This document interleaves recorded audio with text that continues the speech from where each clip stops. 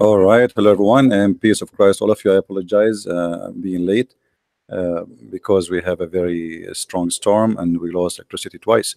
So I hope I will not lose it again. But in case we lost it, I will go live again. I hope so. Uh, we have a Muslim, Muhammadan, who made some comment, and we are going to answer those comments.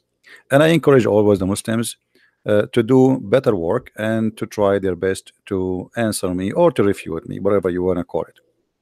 We have a guy here, a Muslim Abdul. He called himself Tom Christ, and I don't know what he don't call himself Tom Muhammad. Look what he said. Hello, Christian Prince. A while ago, challenged Muslims to bring prophecy of Prophet Muhammad prophesied yesterday. I'm giving him a couple of prophecy, and he twisted the facts about them. I will again mention them here because he did not refute those prophecies.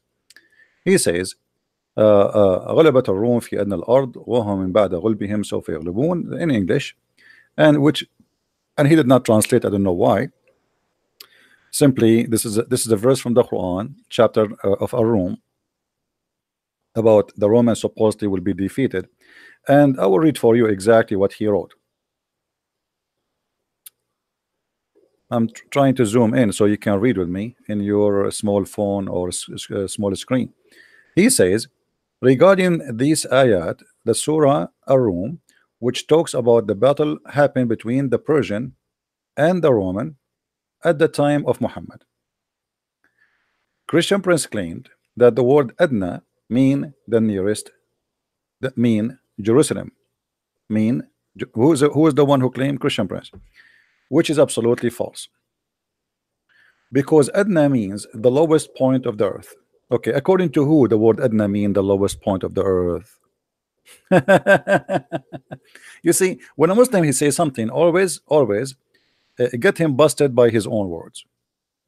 If we go right now to your own Islamic interpretation, translation, what they will say, all the Muslims translate it as nearest or nearer. So why they are stupid and you are the only smart? This is a translation. I will change translation, by the way. Maybe this is Biktal. Let us say Biktal is a donkey. He do not know what he's talking about. We will go to Maududi. This is a modern one. The Muslims they like him a lot because he is a moderate translation. So he tried to defend the Quran and fabricate. We will use it just to see what Maududi will say.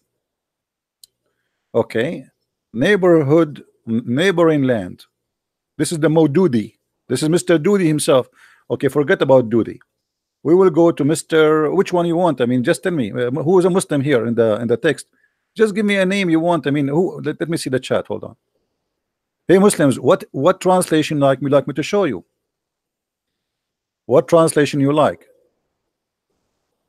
If there's any Muslim here, what translation you like me to show you?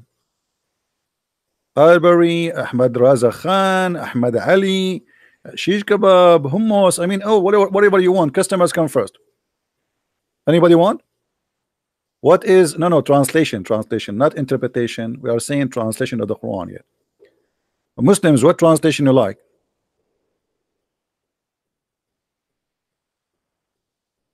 Any Muslim in the bushes? So as you see, this is your Muslim translation, translating it as the most close land by. It's not me. I mean, why Muslims they lie in their even a little word in the Quran in order to cover up the stupidity of the Quran? They fabricate the meaning, and all your Islamic translator even they translate the word nearby. Like if this is a book translated by Christian Prince, the Muslim will say, okay, you see, Christian Prince is changing the word. What about we go to dictionary? I mean, don't be stupid, Abdul. I mean, I feel really sorry for the Muslims who they are desperately trying to find a prophet Muhammad. They cannot find the prophet Muhammad. So what we can do, we have to fabricate lies and we have to make him a prophet. It doesn't matter how. I will make my prophet a prophet. You like it, you don't like it, I don't care. He is a prophet, okay? All right.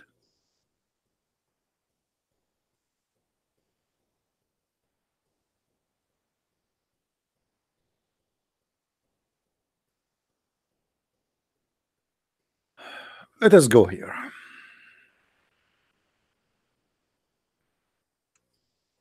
Secondly, he said that the battle they are talking about, it is near the Dead Sea. Okay, what the Roman lost near the Dead Sea? I mean, what is a big deal if they lost near the Dead Sea? They lost. They were losing everywhere. The Persian at that time, they were victorious. They are taking land one by one. So what a big deal to mention such a thing in the Quran, that the Roman, they've been defeated.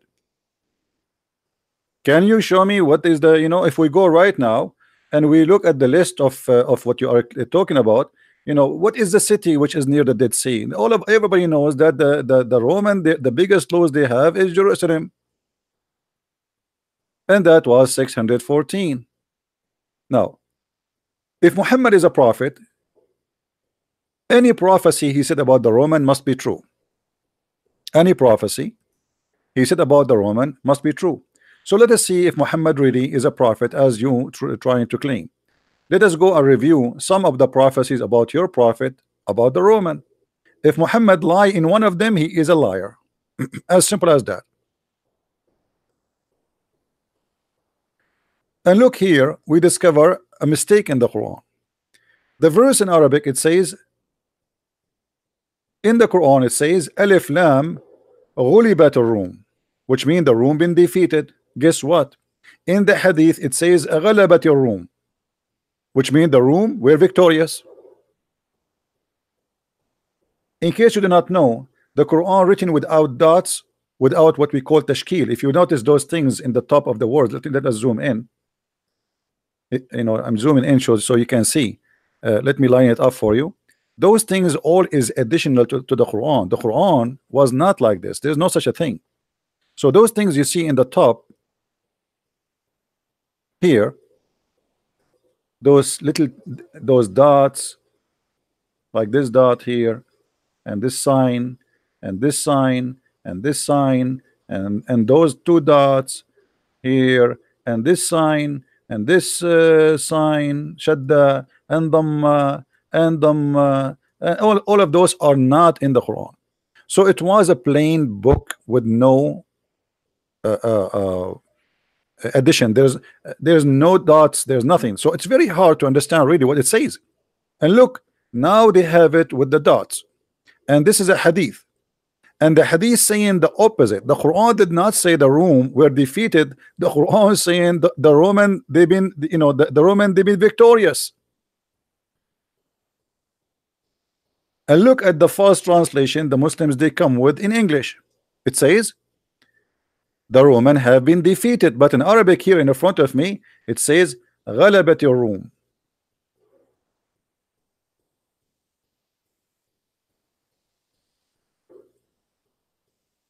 And again the translation repeated for the same sentence here, غلبت الروم, not غلبت الروم. And here it says the Roman, they became victorious. This is what it says. So let us go and read some hadith and laugh together at the false prophet who he claimed to be a prophet.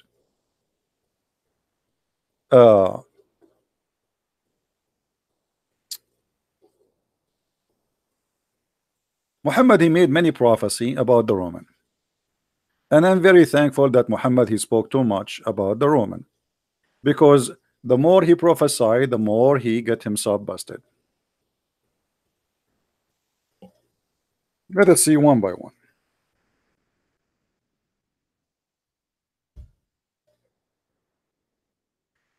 Muhammad, he claimed that the judgment day will not come until the Roman are the majority of mankind. Do you see it, Abdul? Number one population in the world should be the Roman, according to your prophet. So the judgment day will not come until the Roman became the major population in the world. Do you see it? Your prophet got busted again. So Muhammad, he think there's no way this Roman Empire will disappear. I mean, come on. So it's going to grow and grow and grow, and they will become the major population of this earth. Now, is that true? You see, remember, If a person he made a prophecy and the prophecy turned to be a lie, this is what the Bible says, by the way. There's two conditions to know a prophet he is a false prophet. Number one, he prophesy in the name of the wrong God, which means not our God. Number two, if he make a prophecy and the prophecy did not come to be true. Now, where is the state? Where is the country? It's called the country of the Roman, which is the major population of the earth. Is that China? Is that India? Is that Indonesia? Huh? What is the major population? Obviously, Muhammad, when he made this prophecy, he was taking too much hashish. But I understand he is a false prophet. In his time, the Roman, they were occupying a huge part of earth. So why he will not think this way? It's very normal for a liar like Muhammad to think in such a way and to predict something already happening supposedly at that time. Because at that time they were the major population. Let's say they are controlling the major population of the world, but they are not really a major population. So Muhammad, by predicting such a thing, he just again proved to us that he is a false prophet. We don't even have a country is called the Roman Empire no more. What is the Roman? Obviously, Muhammad is a false prophet. Let us continue. Muhammad, he prophesied about attacking Constantinople. All right. Now let us see what Muhammad he said, and let us laugh together. We were engaged in the battle of etc. and okay. Okay. And then here, let us go down to see where Muhammad is speak. Actually, this one is very long. Hold on. Let us take something else, something easier. Something easier. Okay, this one is better. And this is Sahih too. All right. No. The last hour would not come until the Roman would land in Al-Amak. Where is that? Or in Dabiq. So this is a sign of judgment day. If the Roman they land in Dabiq, the judgment day will come. But the Roman they land in Dabiq many times. Now he continue saying, and when they do that, an army will come from where? From Al-Medina. What Medina? Is Medina is a country by itself? So an army will come from where? From Al-Medina, and between them the best of mankind. But there is no Roman Empire no more to come from Al-Medina. This is a sign of a judgment day. I mean, do you see how stupid this prophecy is? We don't have them no more. What Roman Empire? So Muhammad he claimed that the Roman will attack, and this is a sign of a judgment day, and the best of the Muslims will come from the Medina, and they will go to fight them. And look what will happen. And then the Roman would say, do not stand between us and those Muslims who took prisoners from among us.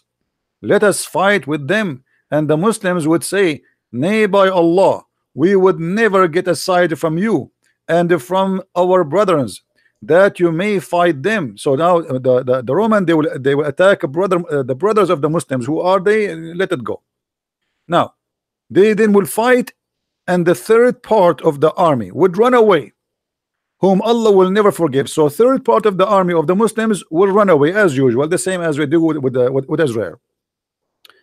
And then which will be constitute an excellent murder of Allah, and would be killed. The third would not. So the third of the army will be killed. The third will be killed, and the third will run. Okay, so that's mean the third will survive, right? Okay, and then they would conquer Constantinople. All right, and then they will be busy distributing the spoil. But this is the army will come from Medina.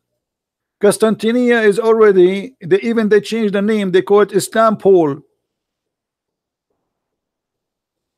The Abdul in his post, he said this is about judgment day, which means the Muslims will occupy it again. You want to occupy it from the Muslims again, and there is no Roman. What Roman? And not only that, Muhammad he claimed that when you occupy Constantinople, that the Dajjal, the false Messiah, will come right away. All right, read carefully. And after hanging their sword by olive trees, the Satan would cry that the Dajjal has taken your place among your family, and they would then come out, but there would be no avail. And then he would come to Syria.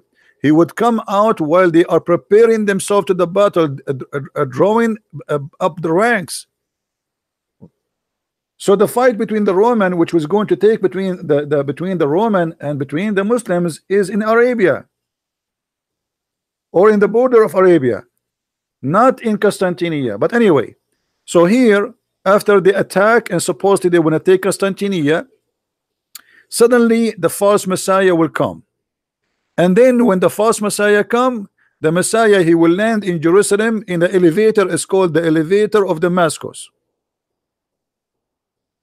Yeah, the Messiah here cannot land without elevator. All right, read carefully. The Dajjal has taken your place among your family and would come out and would be a veil, and they would come to Syria, and he would come out while they would be still preparing themselves to the battle, drawing up the rank. Certainly the time of a prayer shall come, and then Jesus, peace upon him, son of Mary, will descend to them, land on them. When the enemy of Allah see him, he would disappear and he would dispose like salt. Glory to Jesus. Even Shaitan, when he sees Jesus, he disposed like salt. But when Shaitan see Muhammad, he jump in his shoulder, as the hadith says. So as you see, all of this is a fiction and stupid stories. There's no Roman no more, and they are not in Syria, and they are not in Constantinople, and they are not in Arabia, and this is a stupid story. Something else. Let us keep moving. Another hadith. We have more hadith to show.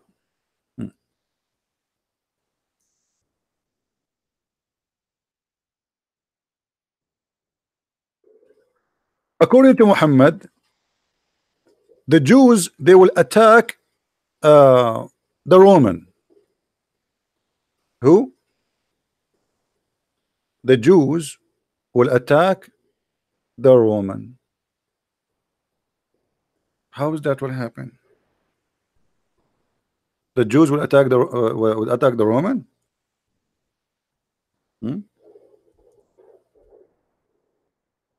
I'm trying to find the hadith.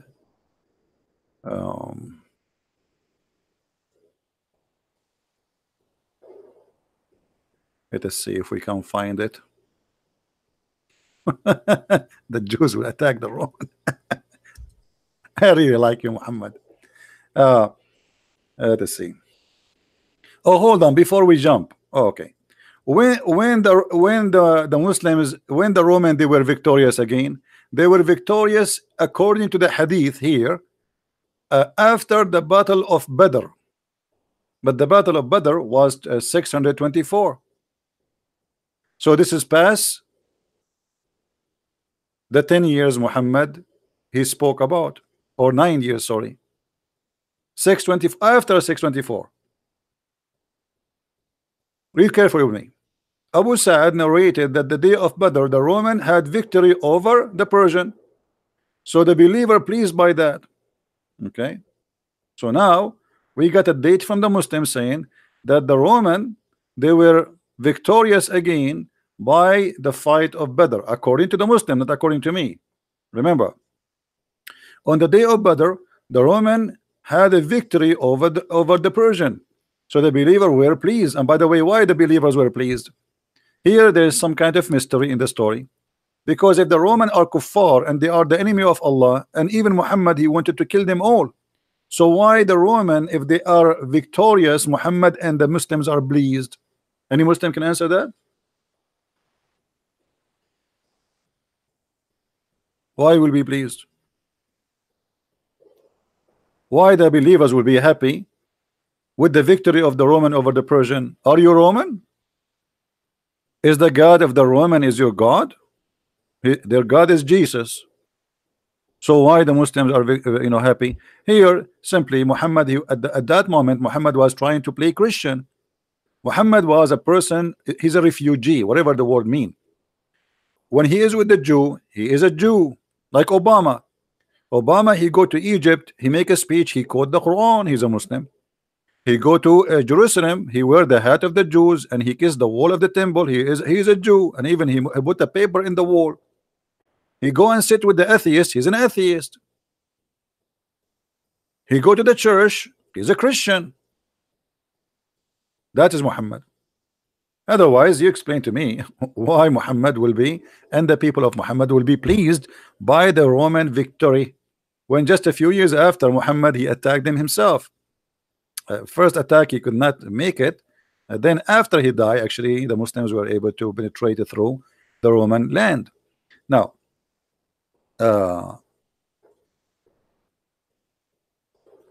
5 things have passed, i.e., the smoke, the defeat of the Roman, the splitting of the moon. All right, the splitting of the moon, and read carefully with me. The defeat of the infidels, and those are signs of the judgment day. But let us go more.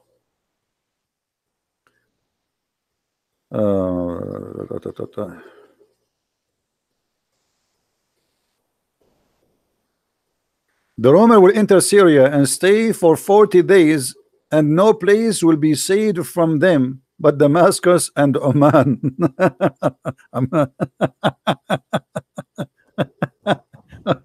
No comment. All right.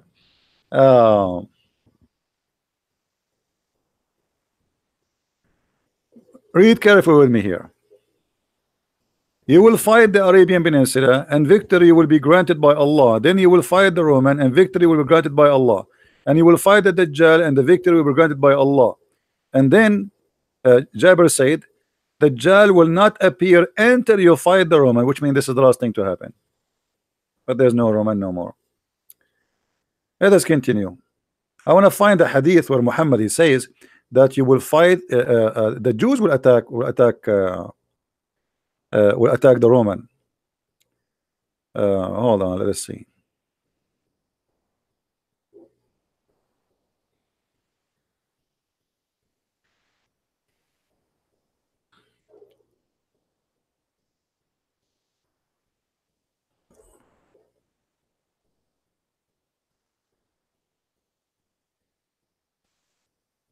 Let us see.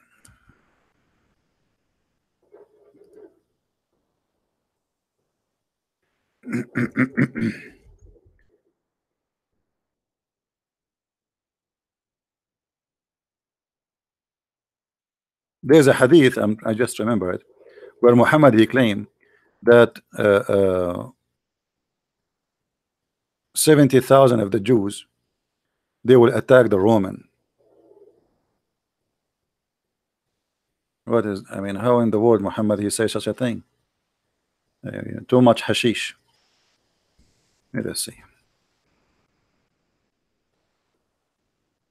And as you see, Muhammad, he is stuck with the number 70,000. Everything is 70,000. 70 virgins, 70, you know, 70,000 angels, 70,000 people will enter the heaven without his, like a judgment.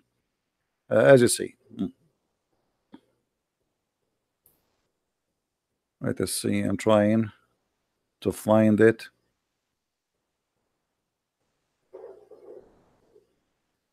Here we go. We found it. Abu Hurairah reported. This is Sahih Muslim, so the Muslim cannot say this is a lie. All right, this is Sahih. This is Sahih Muslim, as you see, and let us go down to the reference. Sahih Muslim 2920A. Now remember, numbers of the Muslims translation have nothing to do with real numbers. Just to take that into consideration. You have heard about the city, one side which on the land and the other one in the sea. Obviously Constantinople. They said, Allah Messenger, yes, he said, thereupon the last hour would not come unless 70,000 person from Beni Ishaq, the Jews, the son of Isaac, they will attack it.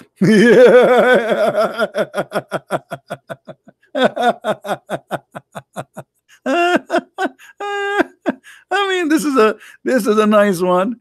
Huh? What?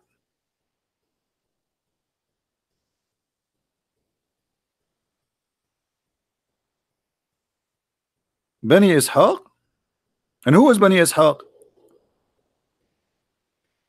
And by the way, those Bani Ishaq, they will say Allah is a great.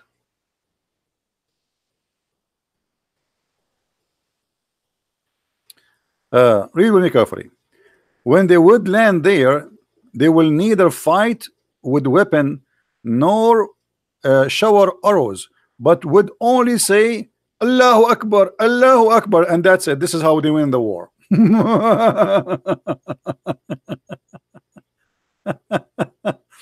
All right. And I think he said the part of the side of the ocean, and they would say the second time, there is no God but Allah, no God but Allah. And okay, and the gates would be open to them, and they would enter the gates in the judgment day. There's gates to enter into Constantinople.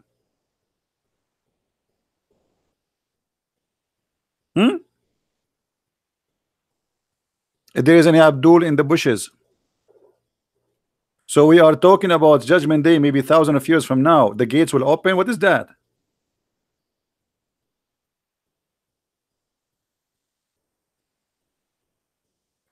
So when a Muslim he tried to make as a prophet, we die laughing. This is a joke. Especially when you're a prophet, he says that the judgment day will not come until the Roman are the majority of mankind. That alone is the biggest lie ever. Right? There's a sheikh he want to call me. He can text in Skype. He can text any one of you, sorry, in Facebook,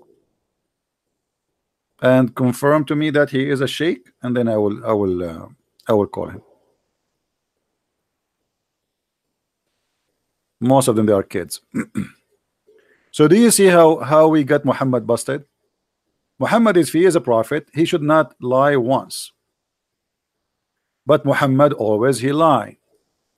When you say that judgment day will not come, but the Roman will be the majority of mankind, that's a big fat lie. And obviously this is not true.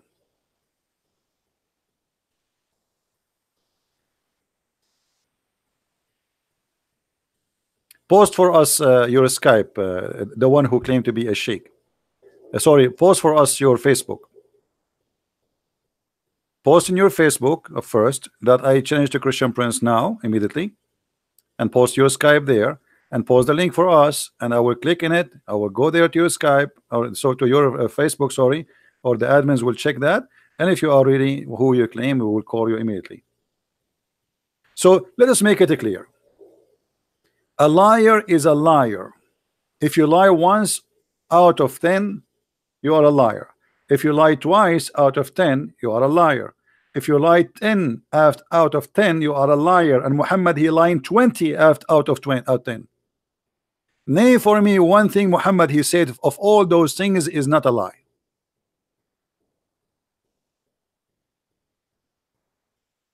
Everything we see in front of us is a pure lie. And here, by the way, as long we are reading this chapter here,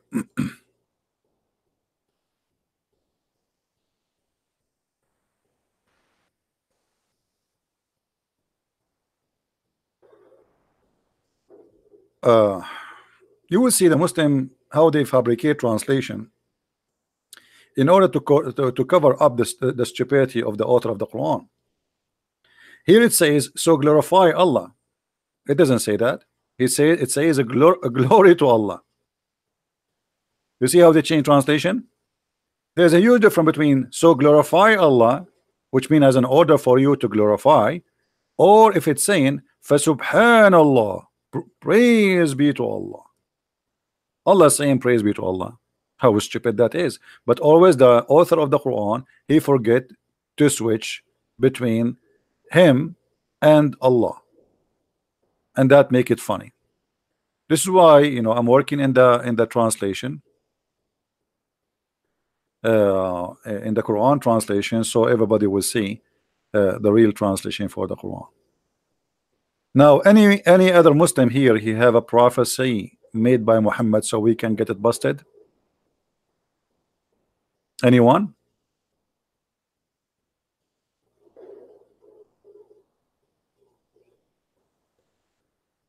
Anyone?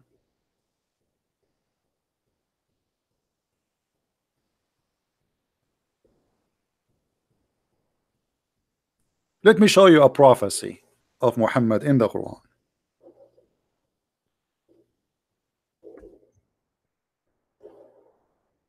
You know, the Muslims, they say, uh, like there's a messenger and there's a prophet, which is very funny. So there's a messenger and there's a prophet. I mean, how in the world you can be a messenger but not a prophet? Because a messenger of God, he is giving a message nobody knows save God and him. So this is a prophecy, you idiot. When you say to people, if you don't believe in God, judgment day will come, that's prophecy. So how you can be a messenger of God but yet you are not a prophet?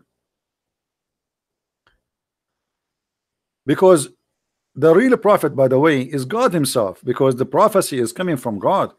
The prophet on earth is just a man who present, or let us say who delivered the prophecy to the people. So we call him a prophet, but the real reality is anyone who deliver a message from God, he is prophesying to the other people. Now, if we go and read the Quran and try to find something smart about Muhammad in this book,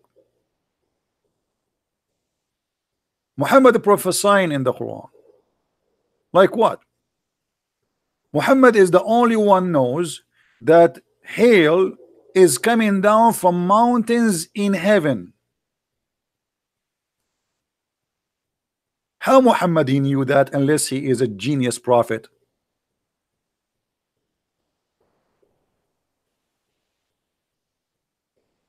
Any Muslim can explain to me? Allah he sent down hail from the sky out of mountains that are in it.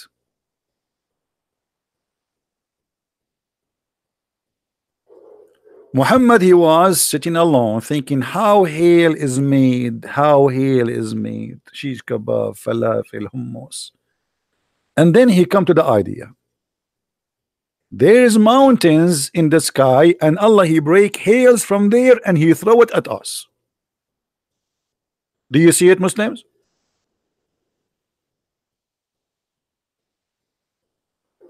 Muhammadan, do you see it? Do you support this prophecy? Who is a Muslim here? He support this prophecy. I think I'm going to convert to Islam because I think now we are going to have hail. You see the thunder is very strong outside and the rain. I don't know if you can hear it. Can you hear anything, guys? Anyone can hear anything? Do you hear any rain or anything? I don't know. Maybe the mic will not capture it. But look at this.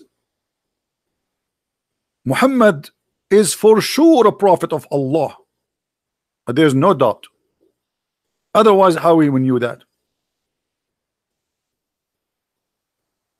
You tell me how he knew that. How he knew that there's hail is coming from the sky, from mountain which is in the sky. How he knew that? It took the scientists thousands of years to discover how it come, how it happened. Muhammad in 2 seconds, he made it clear for you. What else? I mean, we can go over the Quran and we die laughing. What about the verse after it? Muhammad is a, what they call, guys, if somebody he is a scientist for about animals, what they call him? Animal scientist, what they call him? What the title will be given for somebody he is an animal scientist? You know, my English is limited. Only my Chinese is good. Vet? What vet? I thought vet is the guy who just do circumcision for the dog. Hello? Zoologist. Thank you. Here we go. Susie. Susie, I will send you to heaven because you helped me. Thank you. Zoologist. Yeah, not vet. What vet? Unbelievable. Those guys must be crazy. They are Christians. I mean, what do you expect from Christians? We ask them who is a scientist, they say to you vet. I mean, look at those questions. I mean, no wonder I want to be a Muslim. Look at this. Muhammad, he is a zoologist. I mean, it's really hard. Can we change it to a different word? Zoologist. Allah, he told Muhammad a prophecy which nobody knows, only Muhammad. He says, from every Allah created from every animal from water. Among them are some, and here the lie, the first lie, they say creep. It doesn't say in Arabic creep, it says walk in their belly. And some of them they walk with 2 feet, and some of them they walk in 4. Hold on, that's it. That's it, we are done. So Allah, he squeezed his head harshly, and he come with a discovery nobody knows. He noticed that there is some animals, they walk in their belly, which is a wrong word in Arabic. You have to say creep, and this is why they fix it in English. And some they walk in 2 feet, and some they walk in 4. Are you sure? You look like Muhammad, he never heard of something called a spider. All animals, they have either 4 or 2 or in their belly, and that's it. Are you sure? And by the way, here they translate the word, it says animal, it doesn't say even that. It says dabba. Dabba is anything walk on this earth. Anything have feet. This is what dabba is. It's not an animal, you know. Anything have feet. You can say it's an animal, but I mean it's a creation of anything which live or alive and have feet. Dabba yadubu, which means he hit his foot with the ground. But here the word dabba does not match, because those who creep, they cannot be considered dabba, because it doesn't hit its foot in the ground. So this is the first mistake. The second mistake, Muhammad, he think that there's only animals, or here in this verse actually he claimed that either you in your belly or in 2 foot or in 4 foot. Is that right? Muslims, is that right? No, insect does not have 6 legs only. There's some insect they have maybe 40, 50, I don't know how many. I have an insect, she is my friend actually, by the way. Once I invited her for a dinner, and she was like, she came second day. I asked the insect, what made you so late? She said, CP, by the time I put my shoes on and I tie it up, 24 hours is gone. True story, by the way. Sahih al-Bukhari. So those insects are what? This is the insect I invited, by the way. This is why she was late. She was wearing her shoes, putting socks. I mean, come on. It's not easy, you know. So Muhammad, he claimed that those are just you know, there's only either 2 or 3 or 2 or 4. What about wings? The Muslims, the birds in Islam, how many wings they have?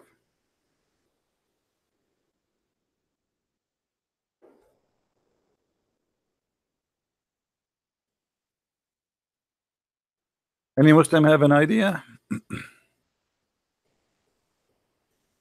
Hmm.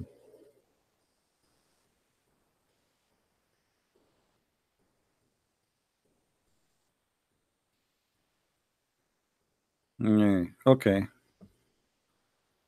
I know where is the Muslims. Where is the Muslims?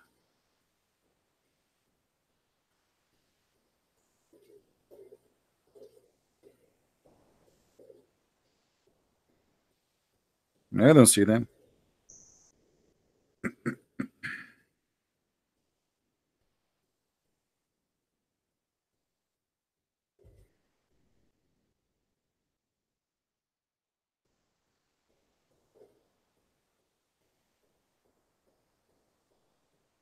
Any Abdul?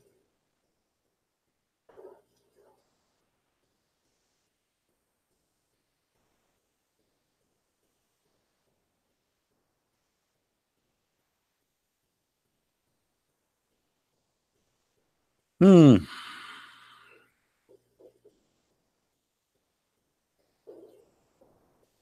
I don't know. I'm really disappointed. I thought well, I will find some kind of resistance here. But I don't know. Like the Muslims are leaving Islam left and right, and nobody have an answer. I'm going to make a prophecy. I think the majority of mankind, before the judgment day, is going to be um, the Amish. I mean, lie. I mean, who care? Lie as much as you want. Claim to be prophet. Who is going to live from those who are here until judgment day? I will be dead. They will be dead.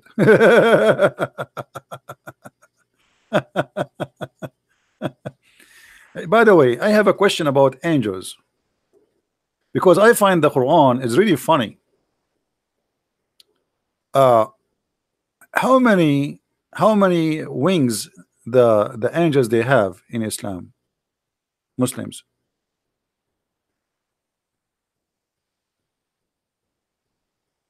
Abdullah Raboja. Who is Abdullah Raboja? Did we told him just did he give his Facebook? Did he give his Facebook?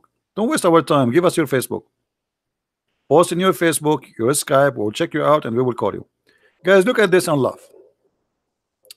Chapter 35, verse number 1.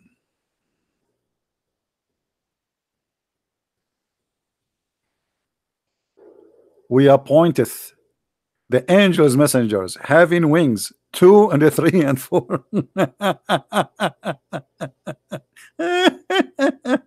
Unbelievable. Anyone notice what the problem? Anyone notice where the disaster here?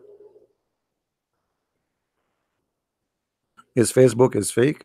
Yeah, that's what I'm saying. They are fake people. Okay, let me check his Facebook. Hold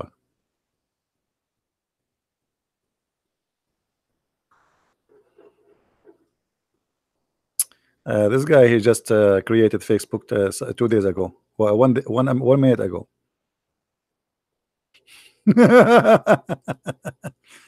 We said, you see, Abdul, this is how we avoid kids. You're just a kid. Guys, anyone notice with me how stupid this statement is? Who noticed with me? An angel with 3 wings. How is that?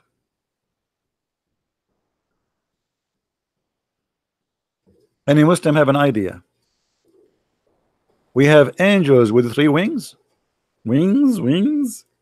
But this is not even the problem yet. There's a bigger problem. Anyone think with me. What is bigger problem than there's angels? They have 2 wings, 3 wings, and 4. Anyone notice what is the problem? There's bigger problem. Anyone?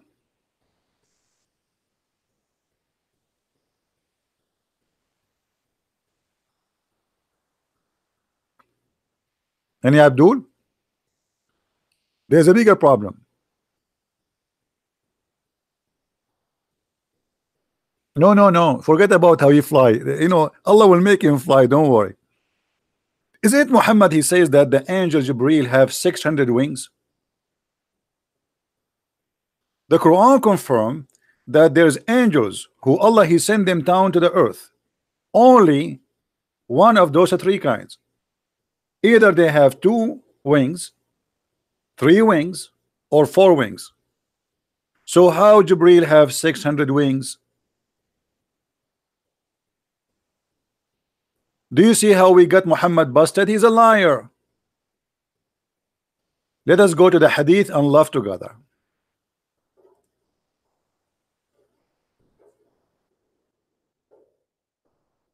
Guys, do you hear the thunder?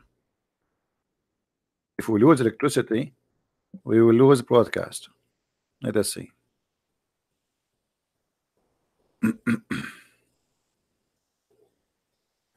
The Prophet said that he saw Jibril and he had 600 wings. Do you see it?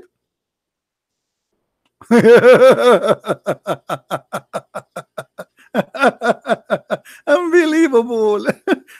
600 wings, brother. Prophet Muhammad, he said he saw Jibril and he has 600 wings, brother. So why the Quran says the angels are either 2 wings, 3 wings? And by the way, I have 3 wings. I have to be honest with you. And the other day I went to swim in the swimming pool where it's minus 30, and you know, they did not let me swim, not because it was so cold, but because they said you have wrong wings. I mean, your wing appear in the wrong location. Why it is there?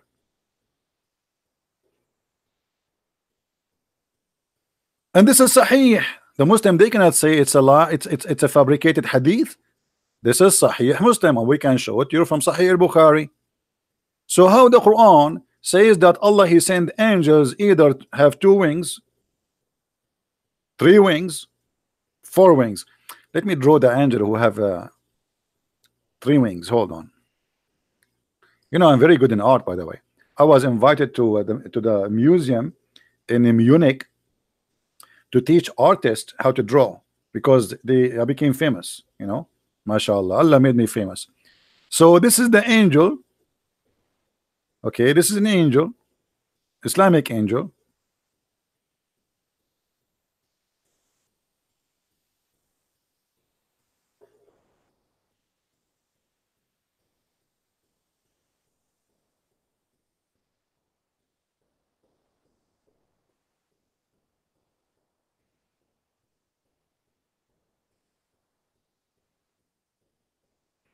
And now he have 3 wings.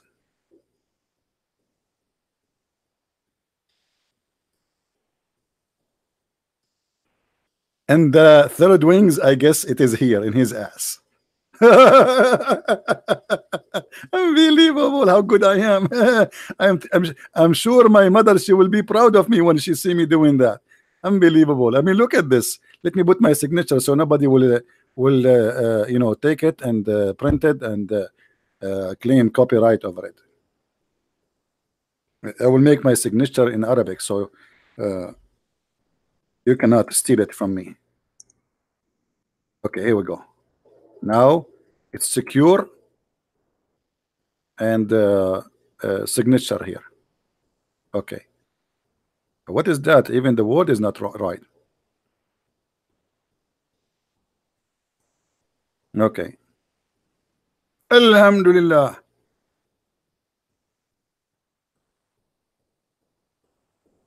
So, isn't it?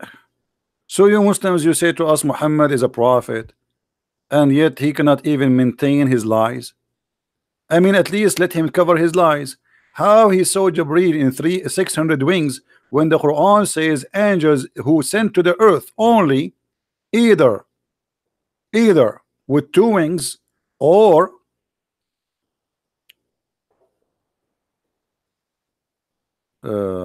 connected. I think Sahih Christian is trying to buy my draw, my paint for $3. Let us have an auction here. Muslims, how your prophet, he says that he saw Jibreel with 600 wings when the Quran says with the clear words, as you see, it's not my words, that all the angels who Allah he sent them down to the earth either have 2 or 3 or 4 wings. Who is a liar?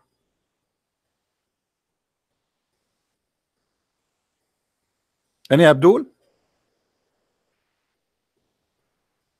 So they are working hard trying to make Muhammad a prophet, but it's not working.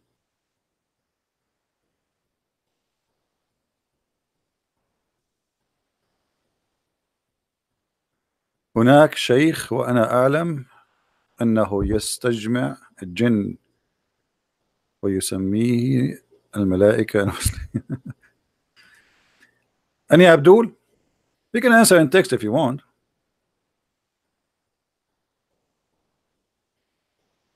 Anyone? One of them if you are a liar, if one of them is a liar, either Allah, if this is the book of Allah and the hadith is the book of Muhammad, and the hadith of Muhammad is confirmed to be true, which means there's no doubt about it, it's a lie, that's mean one of them is a liar, either Allah or Muhammad. Which one?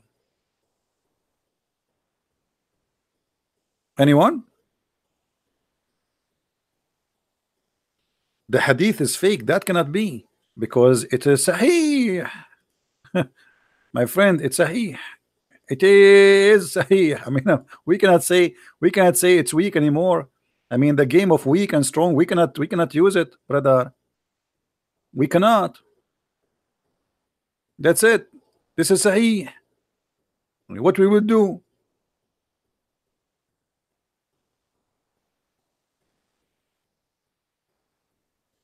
Mimi Hijab will debate Edward Tabash. Who is Edward Tabash? I don't know who's that guy. And why he don't dare to debate me? He will debate people who do not know. Anyway, is that sahih? This is Al-Bukhari. Look at this Al-Bukhari, brother. I asked Abu Zar about the statement of Allah, and he was the distance of by 2 bow length, or even nearer. So blah blah blah blah, and then blah blah blah, and then the Jibreel, and then he says, and the Prophet he saw Muhammad had seen by the Jibreel with 600 wings. By the way, how fast the Prophet Muhammad, he can count the wings. He's an atheist. Yeah, stupid debate.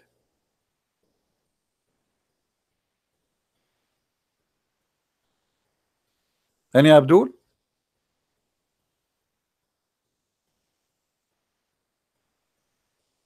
Guys, don't tell me about those things. You are promoting false people. Both of them are false, no different. A Muslim is a false, an atheist is a false. So why you are promoting stupid? Two stupid are going to debate about their stupidity.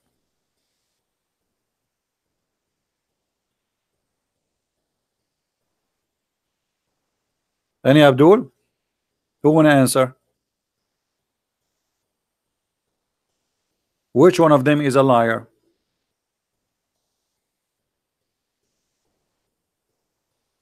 Even, by the way, even Aisha, she said the Prophet he saw Jibreel and he have 600 wings.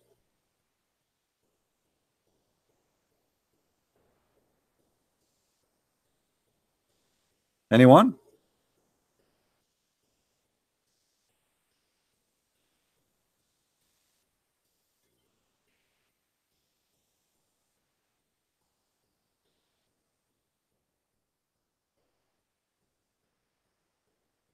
Who is a Muslim want to answer? And you know, we can keep showing you tons and tons and tons of reference of Muhammad being a false prophet. I mean, there's things almost we repeat every time because it's very funny, like this one. This is my favorite actually of the Prophet Muhammad. That's why since I did read this hadith, I stopped calling him Prophet Muhammad. I start calling him Dr. Muhammad. I mean, how the Prophet he knew this? If the women have orgasm first, the baby will be a girl. If the father have orgasm first, the baby will be a boy. How we knew that? There's no way this is a false prophecy. This is a true prophecy. Huh? Dr. Muhammad, he is the best. No?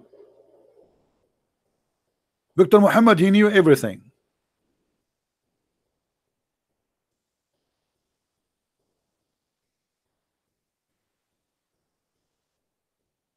Any Muslim have a prophecy for us? Any Muslim have a prophecy? He is willing to sacrifice the prophet and under the bulldozer. You see, the funny is, each time the Muslim they try to present Muhammad as a prophet and they made articles, you know, they themselves they help us to destroy him. Hold on, I want to go back to the comment of this guy. Look what he said too.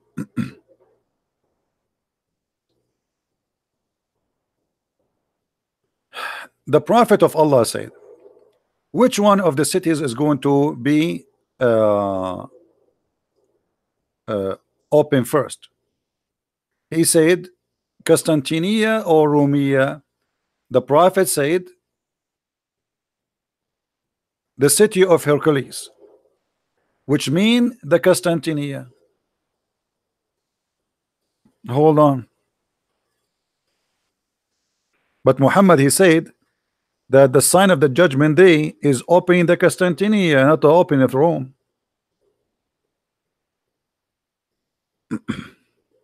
Hmm? Instead, Christian Prince, hold on.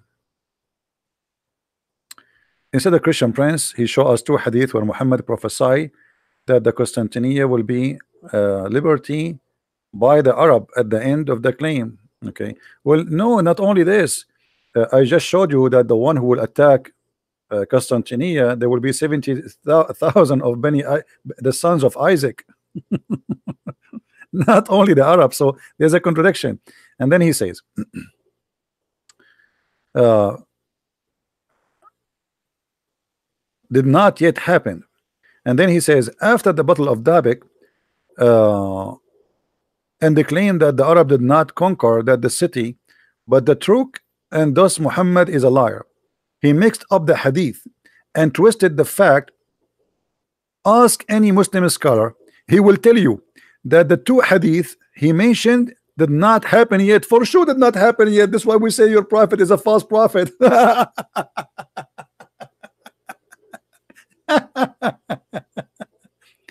Abdul, your prophet says the Arab will occupy Constantinia. So, and not only that, he said that the Turk are the enemy of the Muslims.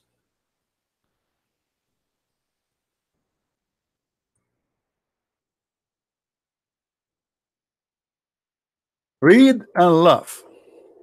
Your prophet said, let the Ethiopian alone as long they left you alone, and let the Turk alone as long they left you alone. The Turk are not Muslims, and Muhammad never predicted they will be Muslims. And he claimed that judgment day will come and he will fight the Turk. So signs of the judgment day is fighting the Turkish. Do you see it, Abdul? This is Sahih Hadith. Read, Abda, brother. Read. Read, brother.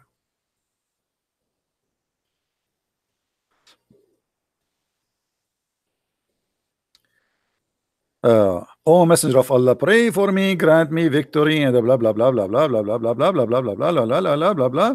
So the messenger of Allah prayed and said, then I struck the third bow in the city of Ethiopia, where shown me the villages of etc. Blah blah blah blah blah blah blah blah blah blah blah. And then leave the city, and then he says, and leave the Turk as much they left you alone.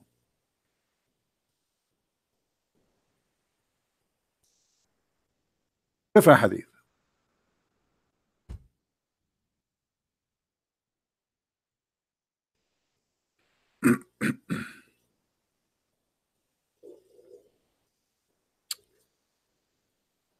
I'm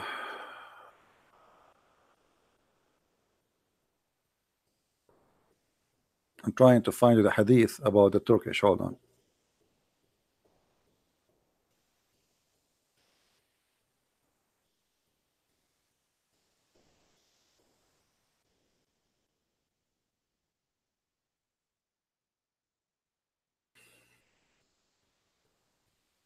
Do you see it? So Muhammad, he claimed that the Turkish will not be Muslims until the judgment day. Guys, do you see it? Muhammad, he said, the judgment day will not come until you fight the Muslims, they fight the Turks. So what is the first group? Is the Muslims, not the Arab, the Muslims. What is the second group? Is the Turk, which means they are not Muslims. So again, Muhammad is a false prophet. The Turks are already Muslims, and actually they are the one who took over the Constantinia. So Muhammad, he claimed in one hadith that the one who will take over the Constantinia is the Arab, and they are from the city of Al-Medina, and they are from Bani al-Hijaz too, in different hadith. On other hand, he claimed that the sign of the judgment day You will fight the Turk and you will defeat them. When you Muslims fought the Turk and you defeated them? Any Muslim can tell us? When was the battle between the Muslims and the Turk and you defeated them and you killed them all? And why your prophet think that the Turk, they will never enter into Islam? I heard Allah Messenger saying, near the hour you will fight with the people who wear hairy shoes, and you will also fight with the flat faces like shield. Those are the Turkish, the same as the hadith here. But in this hadith he said the word clearly, the Turkish. Do you see it? The hour will not begin until the Muslims fight the Turks, and a people with faces like hammered shield, who wear clothes made of hair, shoes made of hair. So look here at the false prophecy. Muhammad is not only saying he will fight the Turk, he's saying that in the judgment day the Turkish are going to be Asian, which means Muhammad, you do not know the Turkish will attack Constantinople and they will rape all the Roman women and their children will be blonde. If you go to Turkey now, you don't find the Asian Turkish no more. They are white people, and there's nobody, their faces is like a hammer shield, and none of them is wearing clothes made of hair. So Muhammad, he predict that when you fight those people, you will fight them as non-believers. In the top of that, they are wearing such a cloth, and the top of that, they are a pure Asian. Do you see it? Again, this is a false prophecy.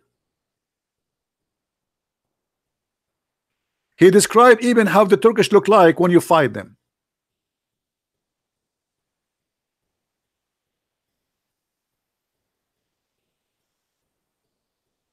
Any Abdul?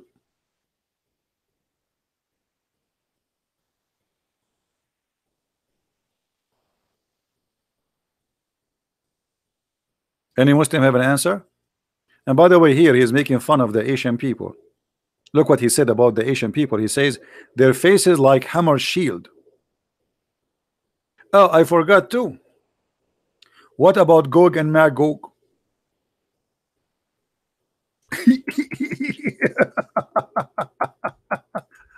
mean, how I forgot that? How I forgot that? How I forgot the prophecy about Gog and Magog, brother? Muhammad, he said, today, the wall barrier of Gog and Magog has been opened so much. If anyone knows what Gog and Magog is? Anyone knows what Gog and Magog according to Muhammad?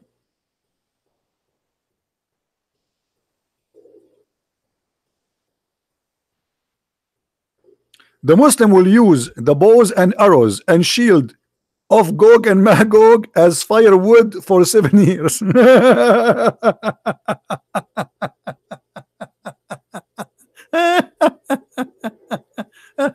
Remember, this is in the judgment day. The people of Gog and Magog, by the way, for those who do not know, they are not a human.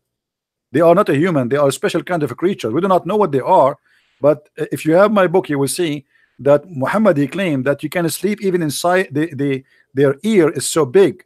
So when they want to sleep or they want to have sex with their wife, they go sleep inside their ear. Have you ever heard of somebody sleep inside his ear?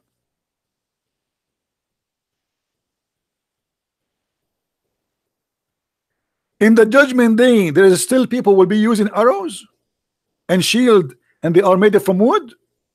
This is in the judgment day. Look like your prophet, you did not hear about the Star War program of George Bush. You're a prophet, you did not hear that the Russian now, they have weapon, they can burn the earth 50-60 times. What would? This is judgment day, my friend.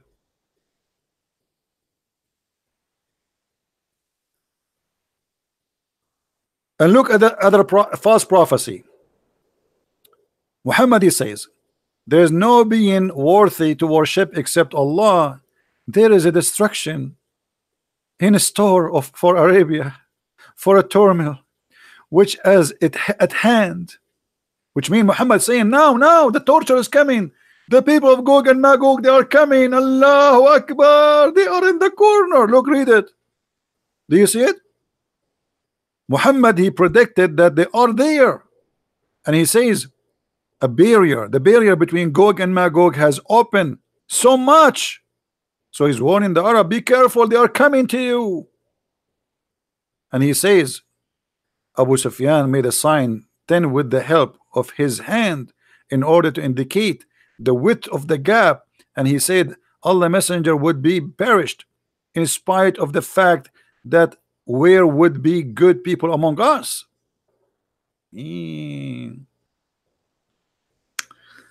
All right. All of this is about Gog and Magog.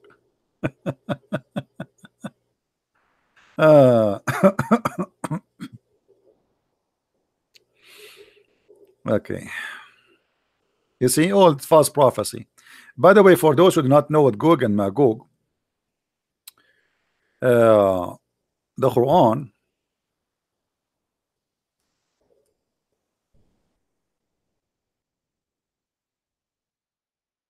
speak about them, that when Alexander the Great, or what the Muslims they call him,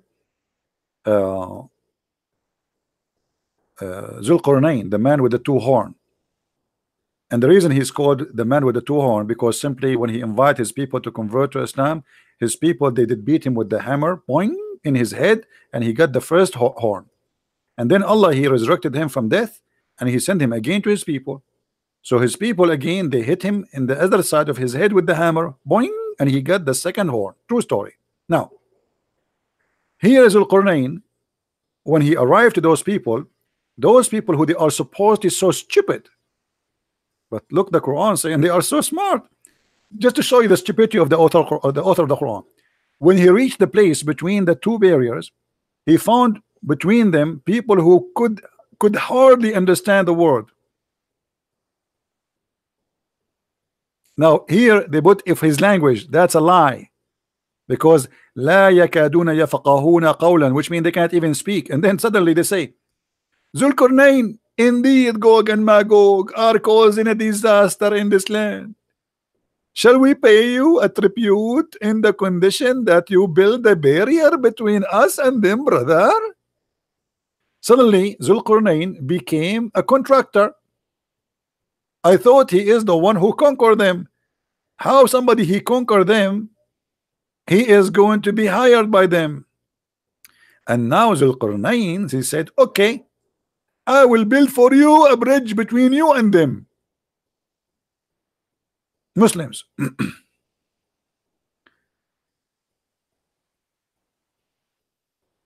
Do we have any Abdul in the bushes? Do we have any Abdul in the bushes? Let me show you how silly this story is. I have to draw some art, you know. I cannot resist the temptation. I have to draw something. Okay, let's draw here.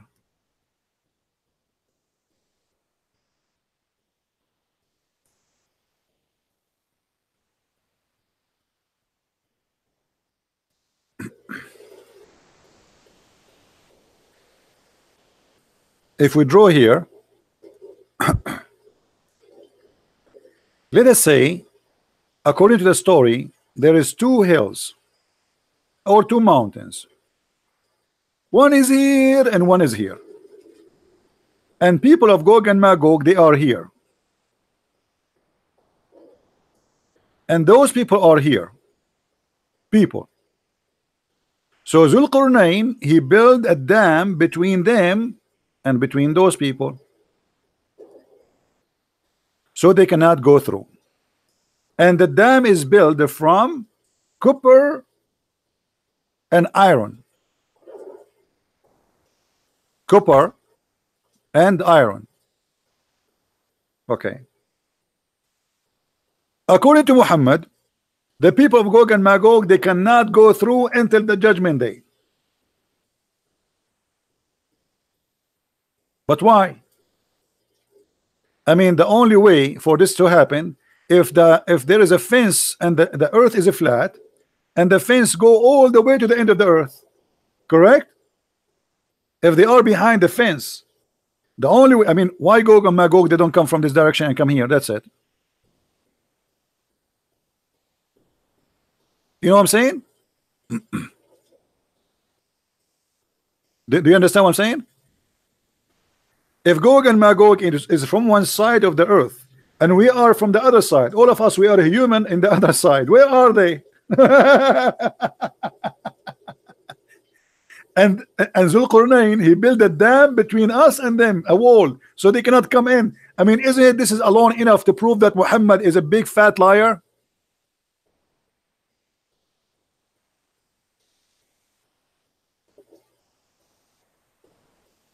Isn't it enough to prove that this is, or Muhammad is a scam? Where is Gog and Magog, which there is a dam between us and them, and they cannot penetrate it through? Huh?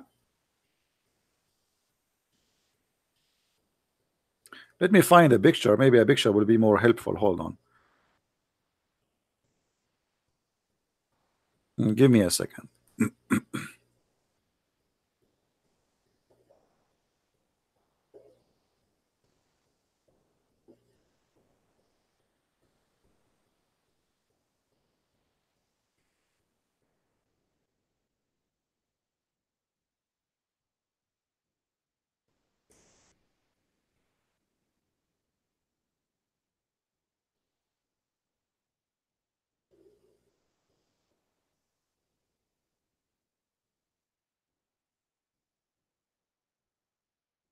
Okay, look like I am going to find the perfect picture for this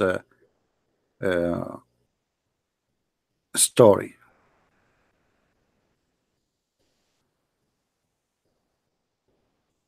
Okay, this one is perfect.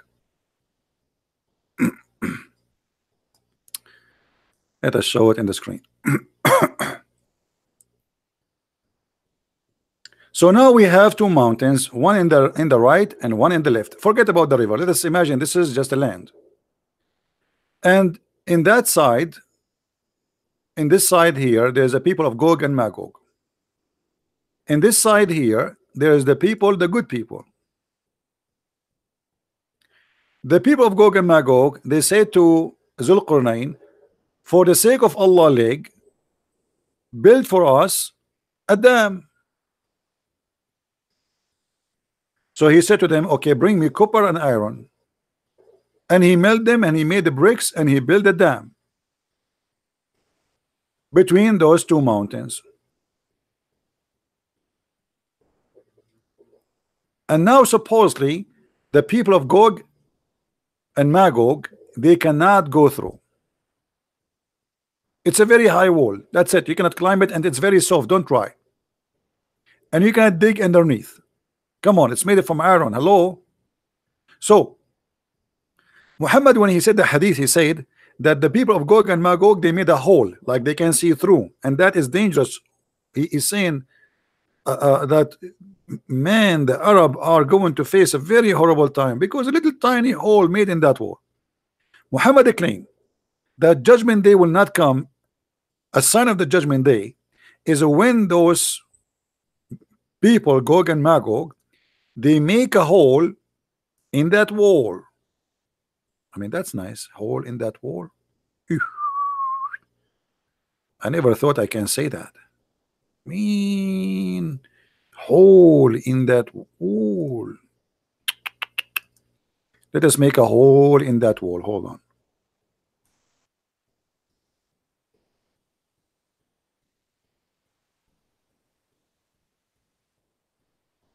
Yeah. So this is the wall, brother. And the wall is covered up by iron, brother, and copper. So they cannot go through. That's it. But the people of Gog and Magog, they are trying every day. And there's, by the way, there's a story told by Prophet Muhammad, and he never lied. Prophet Muhammad never lied. All of us, we knew that. He never lied. Anyone remember it? He says that the people of Gog and Magog, every day they dig in the wall. And then when they come in the second morning, they find that the digging is fixed by Allah. They dig, Allah fix it. They go to sleep, they come in the morning to continue working.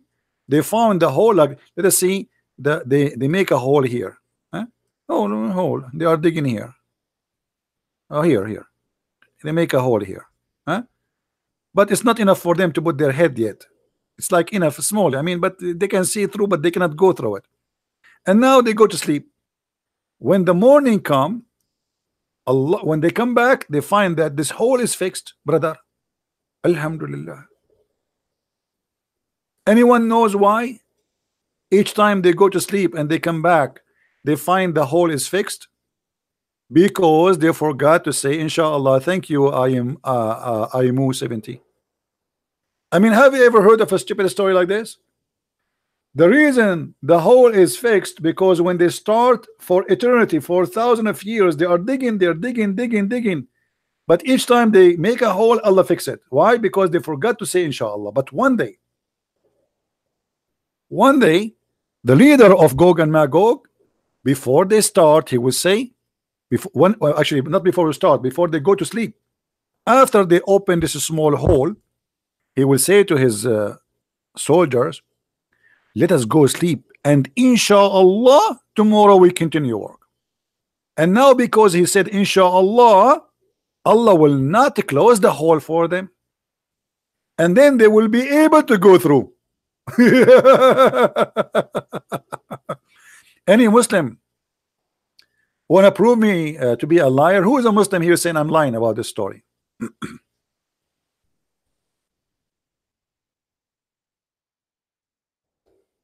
Huh? Who is a Muslim? And I hope it will not lose the power. This thunder is going crazy.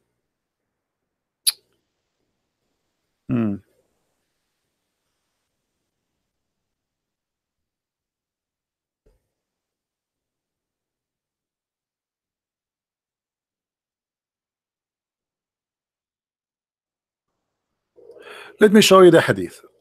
So the Muslim will not say I'm making things up.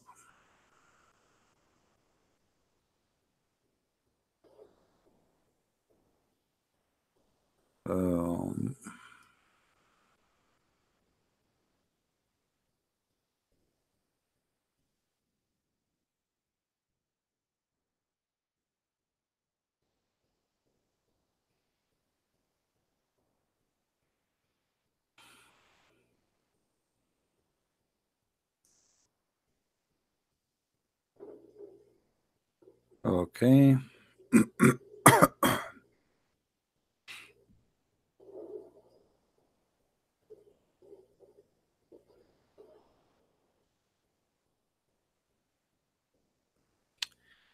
Let us see if we can find it in English.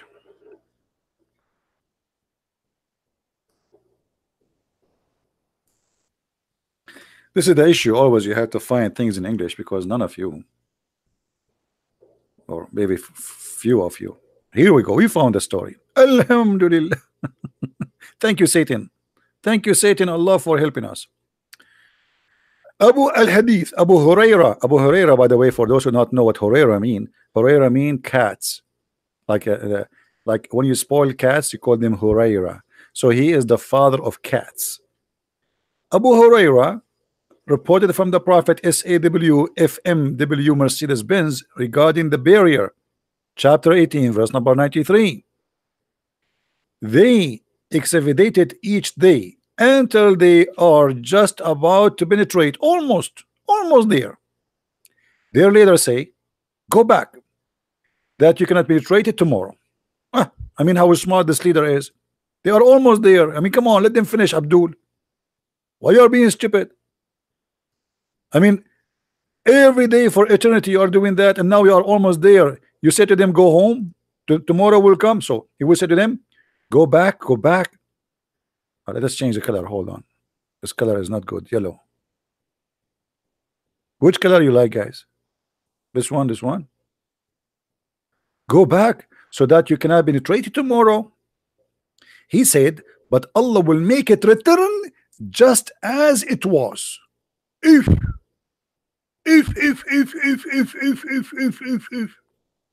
until their appointed time, which Allah mean He will keep doing that. They go, they dig every day, they go to sleep, they come back in the morning, they find it fixed. I mean, look at this horrible life. Those poor people of Gog and Magog, they're just gonna get out, and they dig every day since thousands of years ago. They go back to sleep, they wake up in the morning, it's fixed.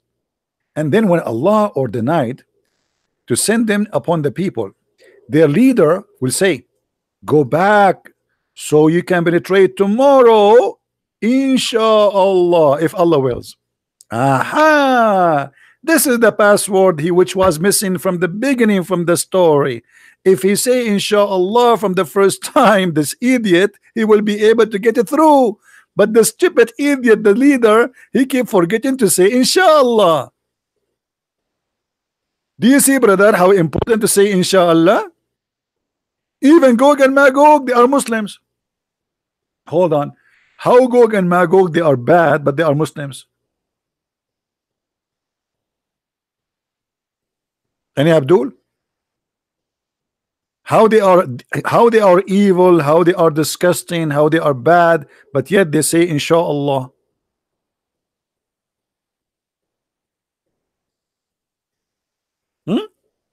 Let it go, let it go. And then so he makes exception, which means Allah, Allah, he will let them go. He said, so they return and find it just as it was, they left it, which means this time Allah did not fix it.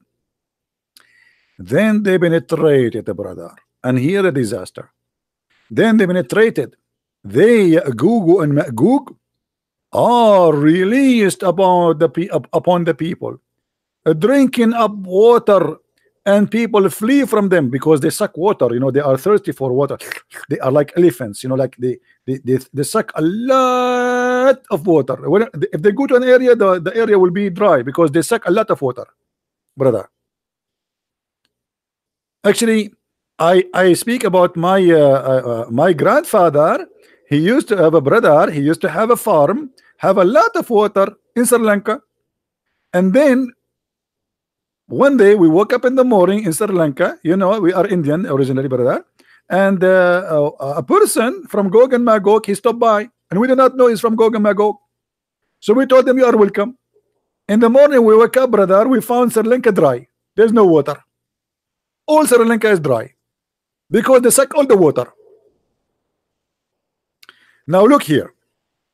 They suck up the water and the people flee from them. They shoot their arrows into the heaven. So they returned, died with the blood. If.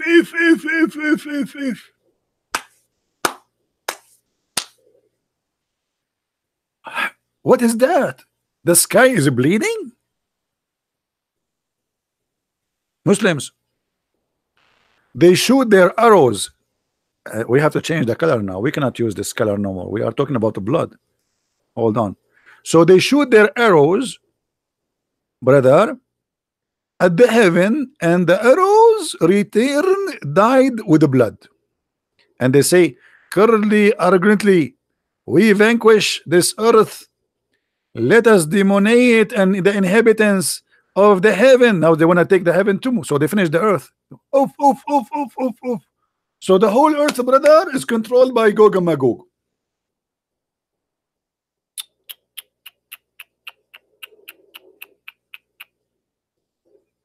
And then Allah will punish them. Allah will punish them, brother. Look what will happen. Allah will send upon them like missiles, attaching to the knob of their necks, destroying them. He said, by the one who is hand of the soul of the Prophet Muhammad, the beast of the earth will become very fat and bloated with milk from their flesh. Anyone knows what is the beast of the earth Muhammad is talking about? Anyone knows? Who knows what beast we are talking about?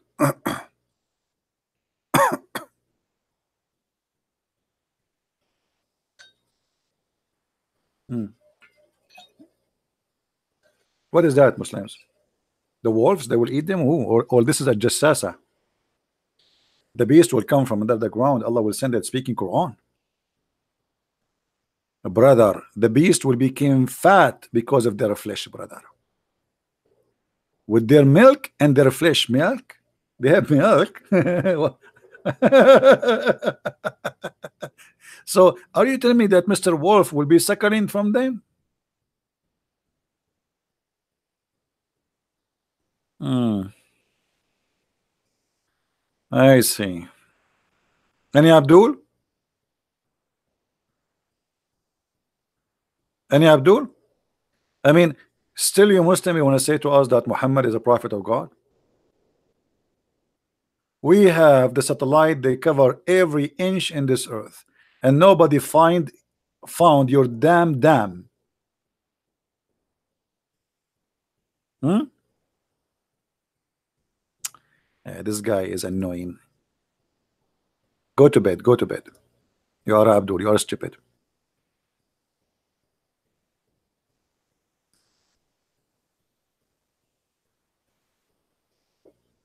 Huh?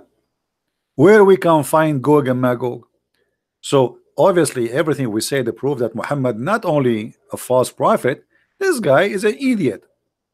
He is ignorant. He is full of it.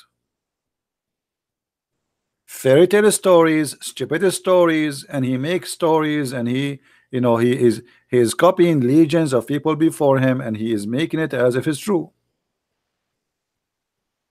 And by the way, this is not only in the hadith, this is in the Quran.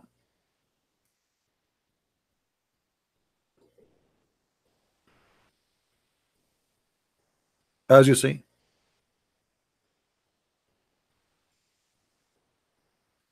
And here it says how he made the dam. So he brought the pieces of iron, and he, he make it fire, and then he bring a Milton copper, and he pour in it, and he made blocks, and he built the wall. Here we go. Trump, he want to build the wall.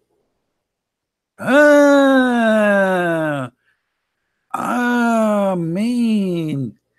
Gog and Magog and the story of Zulqarnain is about Trump, brother. Build the wall, build the wall.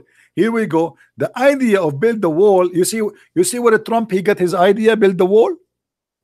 Brothers and sisters, do you see this kafir Trump where he got his story or his idea to build the wall? From here. And absolutely is true. He is using pieces of irons. Go watch the video, brother.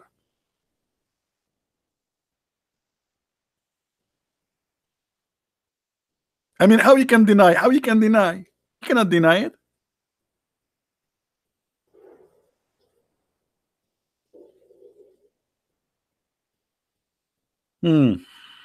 Gog and Magog, huh? Muslim, did you find where is Gog and Magog are located? Brother?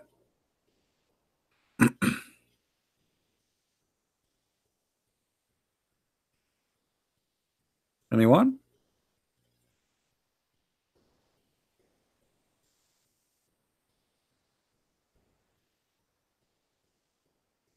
Any Abdul?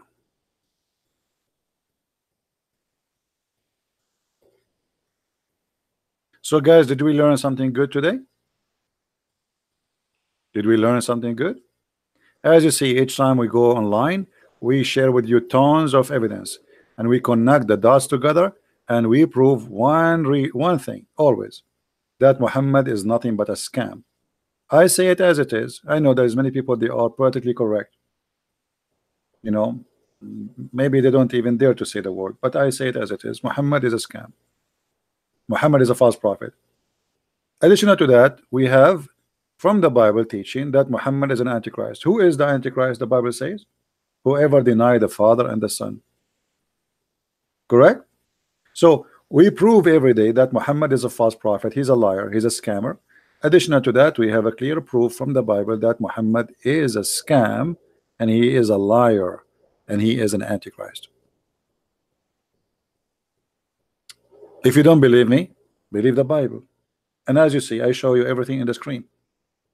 You know, many people, they might make speeches. I don't use a single Christian reference, as you see, even their translation.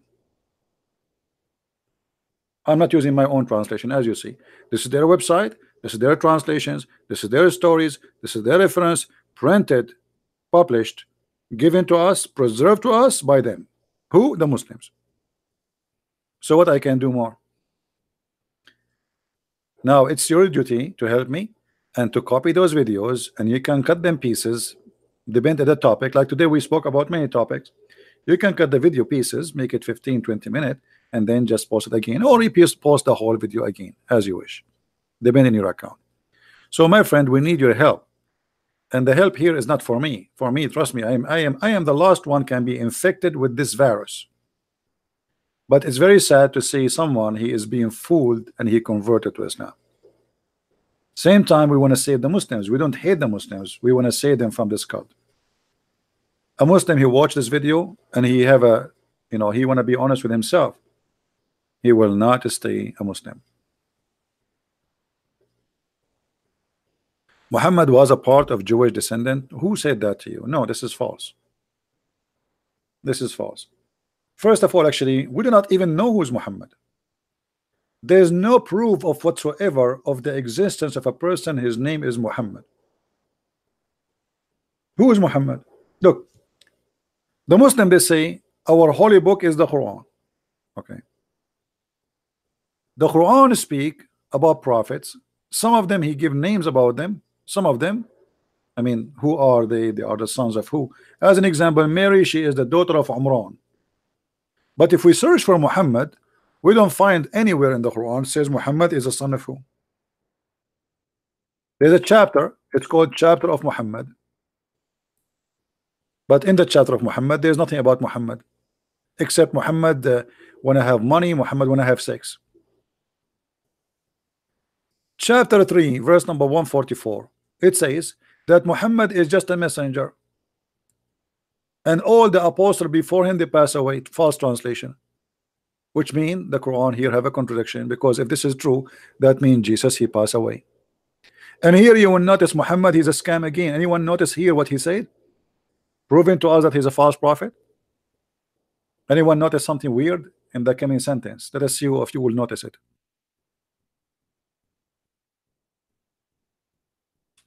Who noticed with me? There is something very bad, stupid in this verse.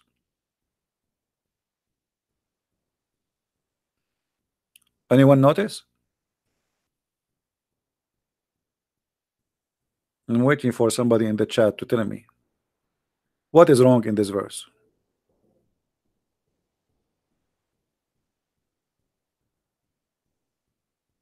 Dies or slain. Thank you, Phil. Guys, if he dies or is slain, this is Allah talking. How Allah talking? He do not know how Muhammad he will die, normal death or killed, because he don't know Muhammad what will happen to him tomorrow. So in order to cover his ass, he says if he die or get killed. I mean, is there a third option?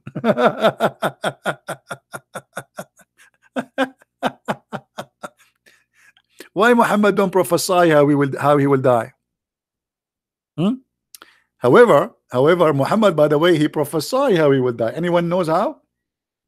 Anyone knows? But in the wrong way. He got himself busted. Who remember?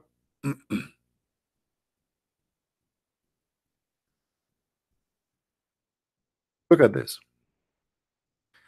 Muhammad, he said in chapter 69, and you can read it from verse number 44. It says, speaking about Muhammad, and if Muhammad he invented false saying concerning us, which means concerning Allah, supposedly Allah is talking, we assuredly had taken him by his right hand and severely his life artery. We will cut his life artery. So if Muhammad he is liar, Allah will do this to him. This is a prophecy.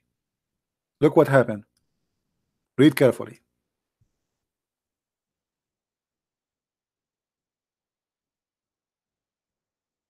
This is exactly how Muhammad died. The Prophet in his element of death, which he died, used to say, "O Aisha, I still feel the pain caused by the food I ate at Khaybar, and at this time I feel my aorta being cut off from that poison." Do you see it? Do you see it, Muslims? Muhammad, he thought never that will never happen to him. He said, Allah said, if I am lying, he will cut my aorta. But this is how he died. So even Muhammad, when he said, I am not lying, he got himself busted again. And I believe what happened, by the way, that our Lord, not the Lord of Muhammad, he made Muhammad get exposed in by saying that, which means he lead him to such a death. And to say that statement, to admit how he is dying, by admitting how he died, he just proved to us again from the Quran that he is a liar, because the Quran says it clearly that if Muhammad is a liar, Allah will cut his artery, as you see. And yeah, this is the only prophecy Muhammad he said is true. That's funny, isn't it? Unbelievable. I wanna convert to Islam, brother. Oops. Brother, the the poison I ate in Mecca is cutting my artery now. Brother, Christian Prince is the prophet, and I swear by Allah, if I'm lying to you, Allah will cut my artery. Oops, my artery is hurting me. I mean, what is that? And which make it more funny too, Muhammad, he said, I mean, this guy, he cannot keep his mouth shut, and I'm so glad that Muhammad, I mean, this guy, you see, if Muhammad, he keep his mouth shut, we will not be able to laugh that much. But thanks to God, this guy, his mouth is like a pop-up window. Muhammad, he died by poison, and he was infected by magic. And Muhammad, he claimed to be a doctor. Dr. Muhammad, let us be honest here. Let us not to call him Muhammad no more. Muhammad is a doctor. Muhammad, he said, if you eat 7 ajwa a day, no magic can affect you, neither poison. But yet Muhammad, according to Muslims and according to Muhammad, he was infected by both magic and poison.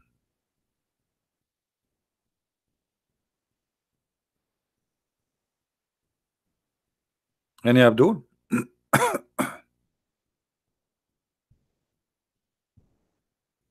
Yeah, 7 ajwa is 7 palm date fruits, The ajwa, I mean, the Muslim translation is very silly, stupid. I mean, ajwa, why you call it? Just translate. I mean, why you keep the word there?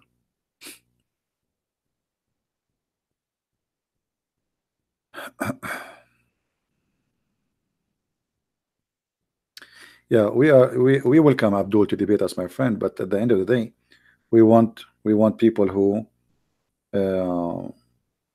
know what they are talking about.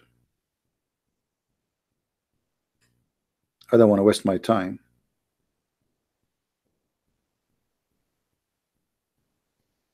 With kids. You see, always for years I open my sky for anyone to call me, correct? And you are my witness. But enough is enough. I mean, we made our point. We want people who claim to be scholars.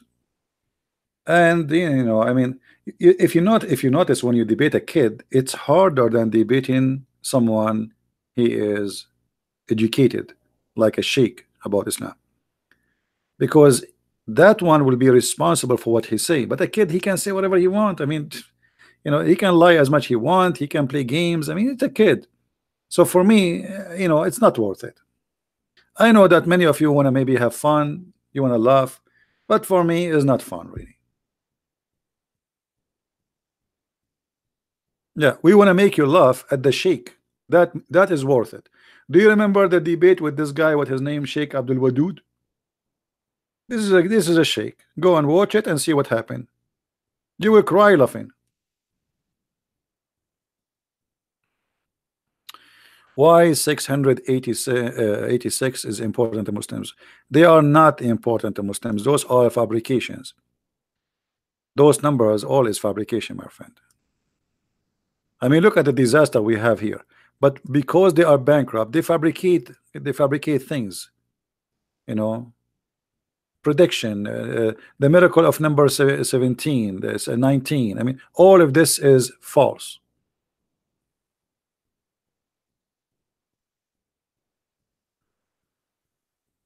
All right.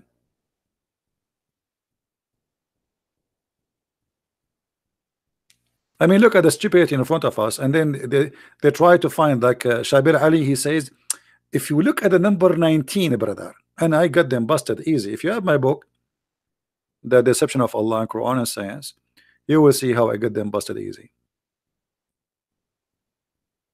But my friend, when somebody is bankrupt, you see, for me, I do not need to look for a number to prove to you Jesus, who is Jesus. I do not need that. But when you have a false, stupid prophet like Muhammad, you are desperate. Sometimes they want to find Muhammad in the Bible because they cannot prove him to be a prophet in the Quran. They cannot prove him to be a prophet in the Hadith. We got them busted so easy. So now what we will do? Suddenly they try to find Muhammad in the Bible, but they make fun of our Bible. They say it's corrupt. It says it's false, and suddenly Muhammad is in the Bible. But look at this. Even that, if you are educated, it's easy to get them busted. Why? Look what the Quran says. Many of you heard that they say that the Bible says that Muhammad is the comforter. Is that correct? But if you go read there, you will see that the comforter is a spirit who will be with us forever. Muhammad is a man, is dead. And not only that, the Quran said that if Jesus speak, when Jesus speak, or he did speak about a prophet, he will come after him. His name is Ahmad. So who is Muhammad?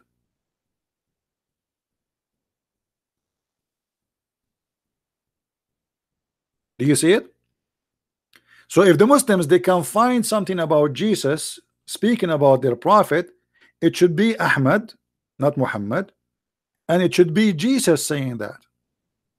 But because they are desperately trying to make anything about their prophet.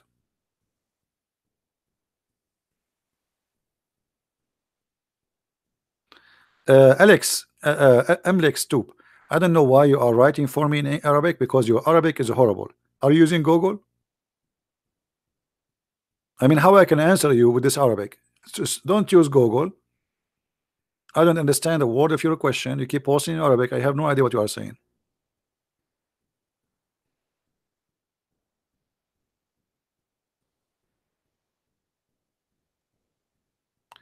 Do we have any Abdul?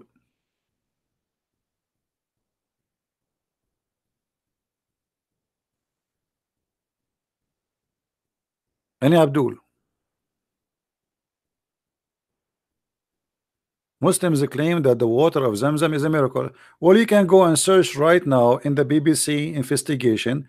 They found that the Zamzam water is full of arsenic, which means it's a very poisoning water.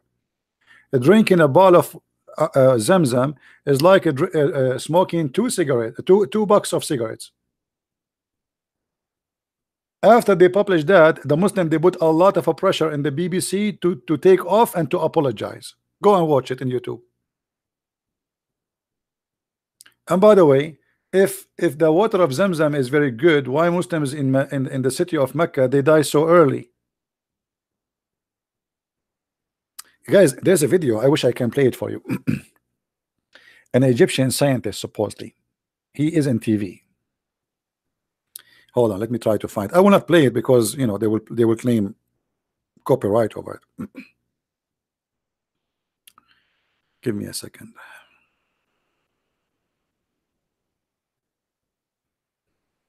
So this Egyptian, he said that the graffiti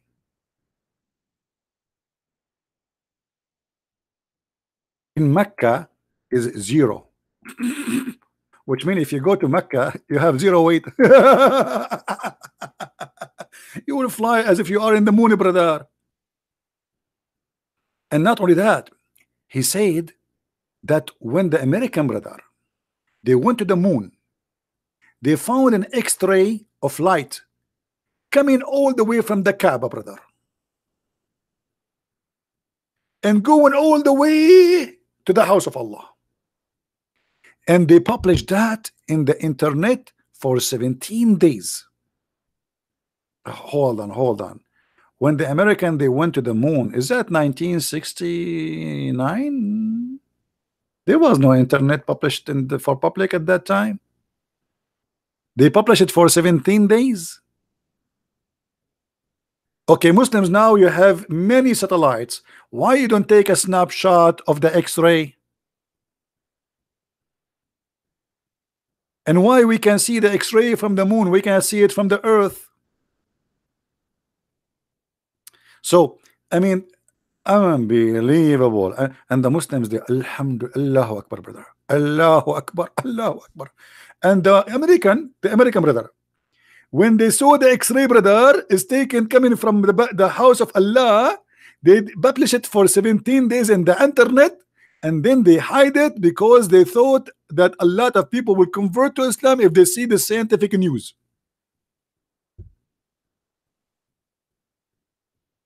Do you see how they deceive each other? Search for this video and you can watch it and you can laugh. You can make a video about it if you want.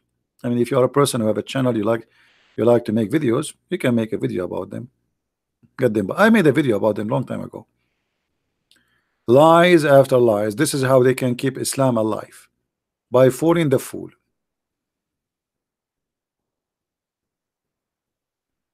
The birds cannot fly over Mecca. Yeah, there's tons of pictures of not only the birds are flying over Mecca, the bird is beep over Mecca, over the Kaaba specifically.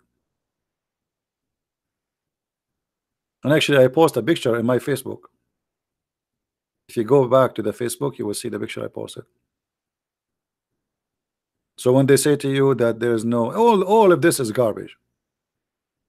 I mean, even the Kaaba was destroyed many times. Al-Qurmuti, he destroyed the Kaaba and he took the black stone from the Kaaba and he was shouting to Allah, says he, Allah, where is your birds, the one who protect the Kaaba? Because remember, in the Quran, there's a chapter, it's called the chapter of the elephant. Alhamdulillah, the Quran is the book of the zoo. I mean, you feel like you are in the zoo book. Even the elephant have a chapter. What is the story about? The chapter of the elephant. That supposedly an army of elephant will come and destroy the Kaaba, brother. But Allah, he sent birds, F-16 birds, and they are carrying rocks made from burned clay, and they throw them at the head of the army and at the elephant, and they mash them like mashed potato. So why the Saudi are buying the F-16 of the American, and what, Allah will protect you. And then Al-Qurmuti, he came and he destroyed the Kaaba and he made the black stone his Pippo stone for more than 20 years. And he was shouting to Allah, where is your birds, liar? This is why in the time of Al-Qurmuti, a lot of Muslims left Islam. You see, Islam is dead, by the way. Islam died long time ago. The Islam you see today, or the flourishing of Islam, this is the oil money. This is the oil money. This is the business. You are a newspaper, you are TV stations, you want to make money, publish things, good things about Islam. Money will come like rain. If I am now a person who promote Islam, can you imagine how much donation I will collect? And instead of having a donation like the majority of people who donate is $1, $2, $5, rarely you will find somebody giving a good amount. But if I'm a Muslim promoting Islam, donation will come like rain. Look at Zakir Naik. Zakir Naik, he have TV stations covering the whole earth. Do you know how much money that need every month just to pay for satellite? All is from donation. Promote the devil, you will be sponsored immediately.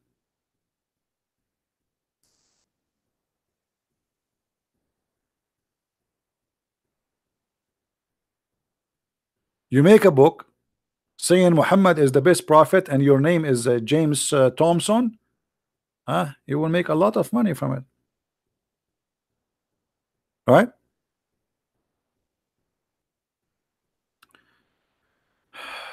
ISIS, they believe if they kill the women they will go to hell. That's not true. Muhammad himself, he killed women. That is a false statement. And ISIS, they killed a lot of women, same as Muhammad. So who told you that?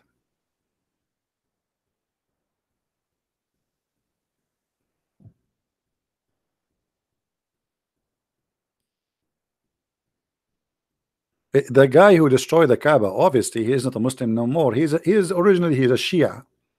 Al-Qurmuti, he is a Shia or from the Shia, but obviously he don't believe in Islam no more. And he was like a communist, like a person who believed that people should own the land and the rights, and nobody should own. There's no kings, there's no princes, there's etc. And you know, Islam is a stupid religion, and he destroyed the Kaaba. And then when the Muslims they wanted to have the black stone back, they have to bribe him. Allah could not get it back. They paid him money to get the black stone back.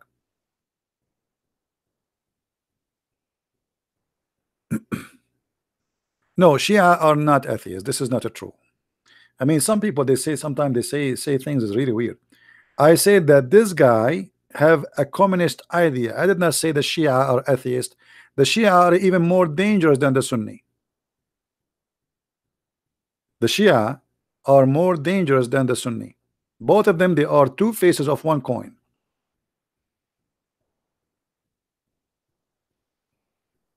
The Shia Iran right now, every morning they say death to America, death to Israel before they take their breakfast.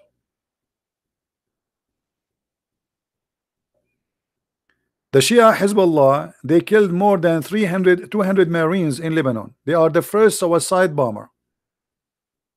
The first suicide bomber in the Middle East, it was a Shia, not a Sunni. But people, they have little knowledge about Al-Qurmuti. Search it in Google. Type Al-Qurmuti destroy the Kaaba. Al-Kaaba was destroyed many times, not only by Al-Qurmuti, even destroyed by Sunni, like Al-Hajjaj.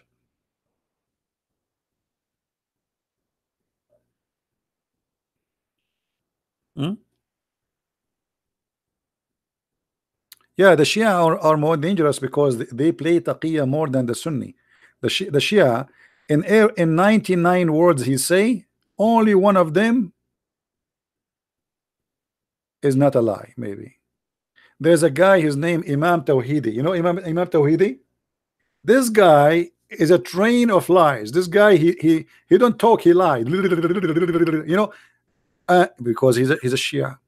He tried to present himself that he reject bad things in this is not Islam, brother. This is, you know, but the fact he is evil. Those are more dangerous than the one who say things as it is, because they can fool you. You know what I mean? And this is the point. He became popular, and now people they think, oh, this is the true Islam now. Many of the fool, they've been fooled. This is the whole point.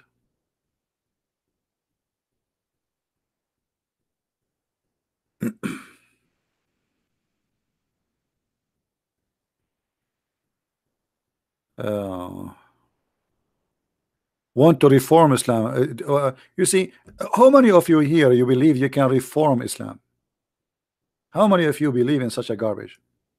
You can reform Islam. How you can reform Islam? Are you going to reform the Quran? In order to reform Islam, you have to have a new book. How you can reform Islam? Are we going to reform the Hadith? Are we going to throw this Quran in the garbage and get a new Quran says love the Christians, love the Jews? And this is stupid idea, silly. I mean, you see, if you are a donkey, I cannot make you a horse. Sorry. In China, they say he left as a donkey, he never came back as a horse.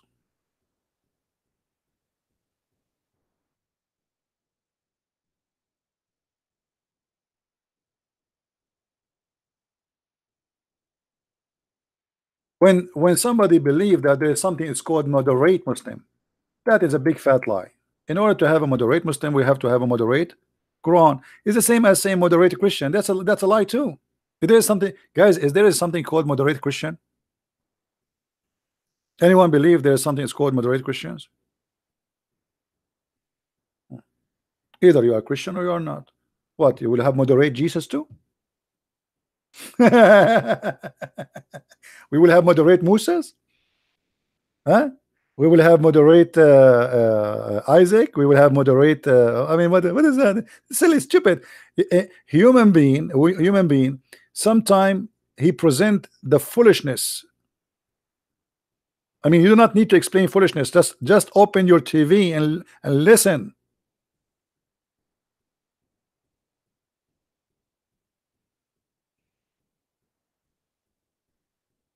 George Bush created moderate and radical. Come on, this is a politics guy. This is a guy who speak politics. You know, 90% of politics talk is a lie. It's politics. Don't mention those. We talk about religion. Don't mention to me presidents.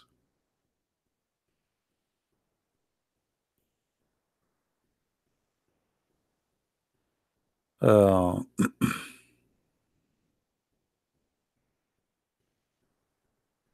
anyway, always, you know, uh, think carefully about what people they try to give you as an idea to believe in it.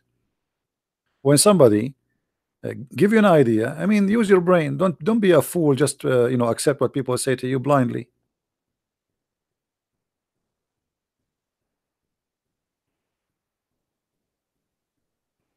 Communist is a communist. Christians are Christians.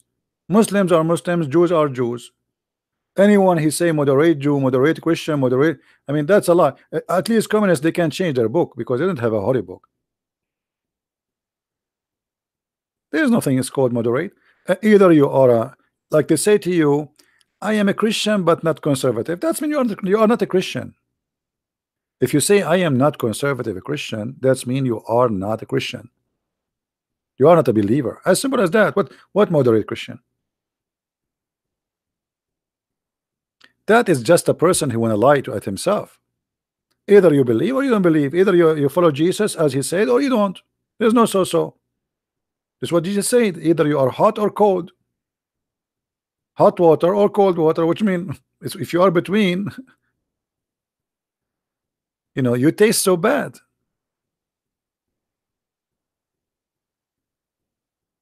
Don't talk politics. Stay in Islam. Islam is politics, by the way.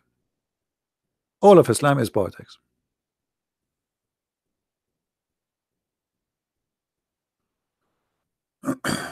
For those who speak Arabic, search a guy, his name Iraqi Shia Sheikh Ahmed Hassan Ali Al-Qabeji.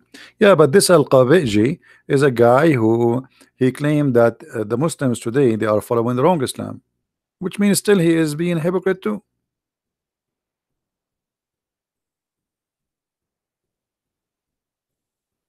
I mean, this guy is playing games. Why you don't say Islam is wrong and that's it? I saw one of his video.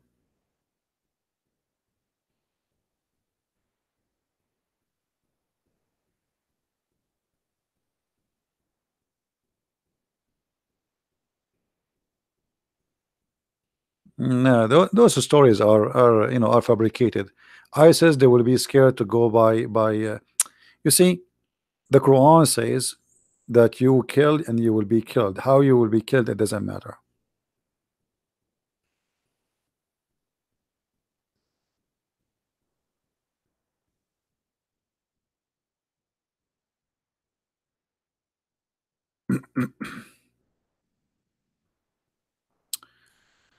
Uh,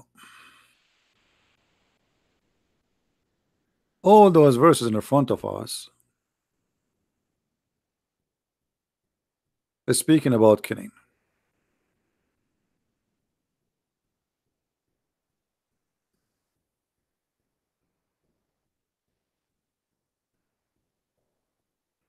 How you die is not really important. by the hand of a female or by the hand of a male. That's stupid.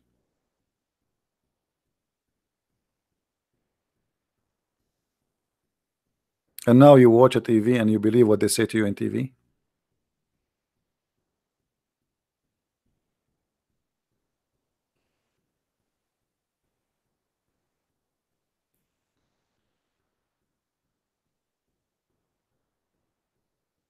Do we have any Abdul? Anything else?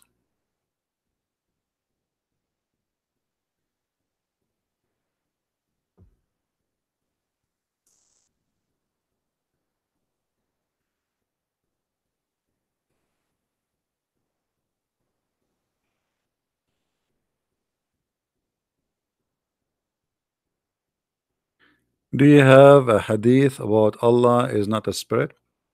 No, it's not about hadith. Actually, for me, I can prove that Allah has a spirit. But Islamic religion believe that he has no spirit. So we have to go by what, when you debate somebody about his belief, you debate him about his belief, not about what you think. Right? Why Muhammad claimed that Allah is not a spirit? Makes sense, especially idea. No, Muhammad, he did not say. You see, the Muslims, Islam is a collection of stupid ideas. It's not just Muhammad saying things. So as an example, where in the Quran it says that Jibreel is the Holy Spirit? Nowhere. But if you ask any Muslim, he will say to you the Holy Spirit is Jibreel. But based on the Quran, there is no way Jibreel is the Holy Spirit, and we can prove that. The same as the Spirit, the same Allah has a spirit or not. But at the end of the day, when you debate somebody about his religion, you don't make your own religion. Say, oh no, I'm going to show you from your Quran that Allah has a spirit. Even if you can prove it. Because at the end of the day, you are debating him about what he believes, not what it is. Do you understand me?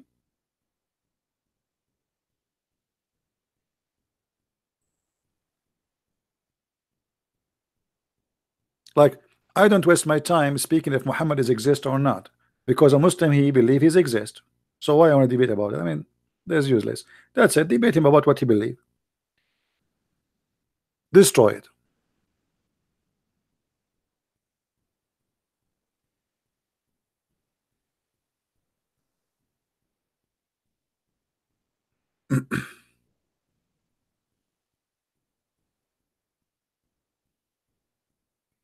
Just search right now in Google, you will see this is the fatwa, the Muslim fatwa, that Allah is not a spirit. Every Muslim believe in that. I mean, if you believe Allah has a spirit, you are not a Muslim, that you are out of Islam. I mean, why the Muslim, he don't search himself? Search, type 2 words in Google, is Allah is a spirit? The answer no. Why we have to do the whole job for the Muslims?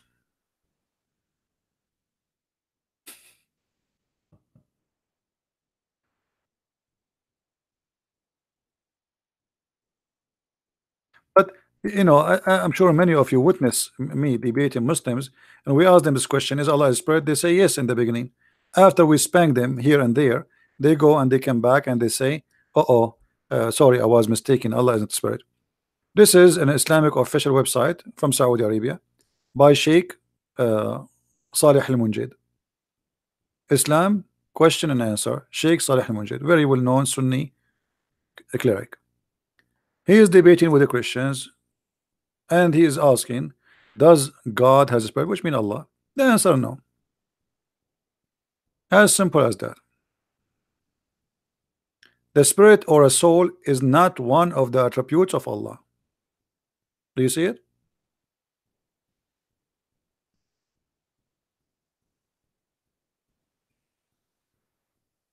So this is what they believe.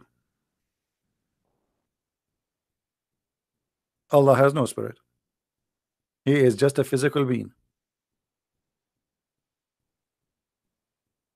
And actually, I believe this is a good thing, because that will make it easier for me to prove Islam to be stupid. Because if Allah is a physical being and he has no spirit. So he is a statue, he is a rock, because the spirit is the power of life.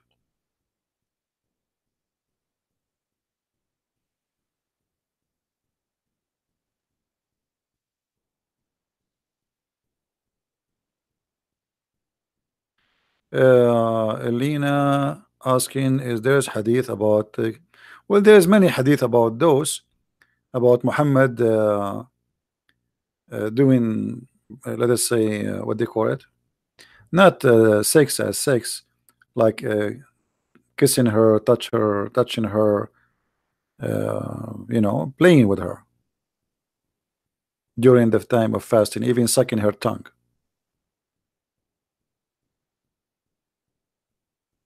Yeah. Anyway, my advice to you, when you debate with Muslims, don't debate them about something they don't believe in, and don't debate them about what you believe. See, the problem of Christians, when we debate someone is a Muslim, right away we start saying things to them which does not make sense to them. I will give you an example. A Christian preacher, right away he see a Muslim, he says to you, convert to Jesus so you can be saved by the blood of Jesus. Like, this guy, he do not know what are you talking about. What the blood of Jesus? That's it, you hit him right away with the blood of Jesus. And then you say we are forgiven by the blood of Jesus. Now he would think that we Christians, because Jesus he died, we are just so forgiven. That's not true. Jesus said clearly that not everyone says to me, Lord, Lord, God, God, Jehovah, Jehovah will go to heaven, but the one who do his will. So it's not just being a Christian and believing in him, and because he crucified we go to heaven. We are, you know, this is not true. So some Christians, they made Muslims run away from Christianity, because Muslims, they've been told lies about us already. The Muslim, they teach their followers that Christian believe that their sin is gone because Jesus died for them. That's not true. That's absolutely false. So when you say those statements, you sponsor the lies the Muslim they speak about us. We don't have automatic forgiveness in Christianity, and we don't have a license for sin. What some Christians, they, when they speak about Christianity, they make it look like we Christians, we have a license to sin. Here we go, Jesus died on the cross, that's it, we are saved. So now I can go and work as a pimp, and you can go and work as a whore, and you can go and you can work as a drug dealer. That's it, Jesus died on the cross. That's a lie. We don't believe in that.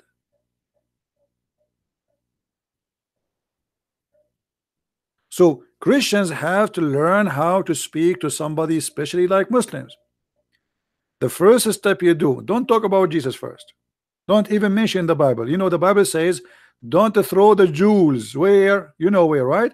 So you have to be careful. First of all, don't speak about a holy book in front of somebody. He will not respect it. The first thing you do, you format the computer. The Muslim have a computer. He have a lot of false information. So you have to destroy those information in his head. After you destroy it, now he is ready to receive. Before that, you are wasting your time.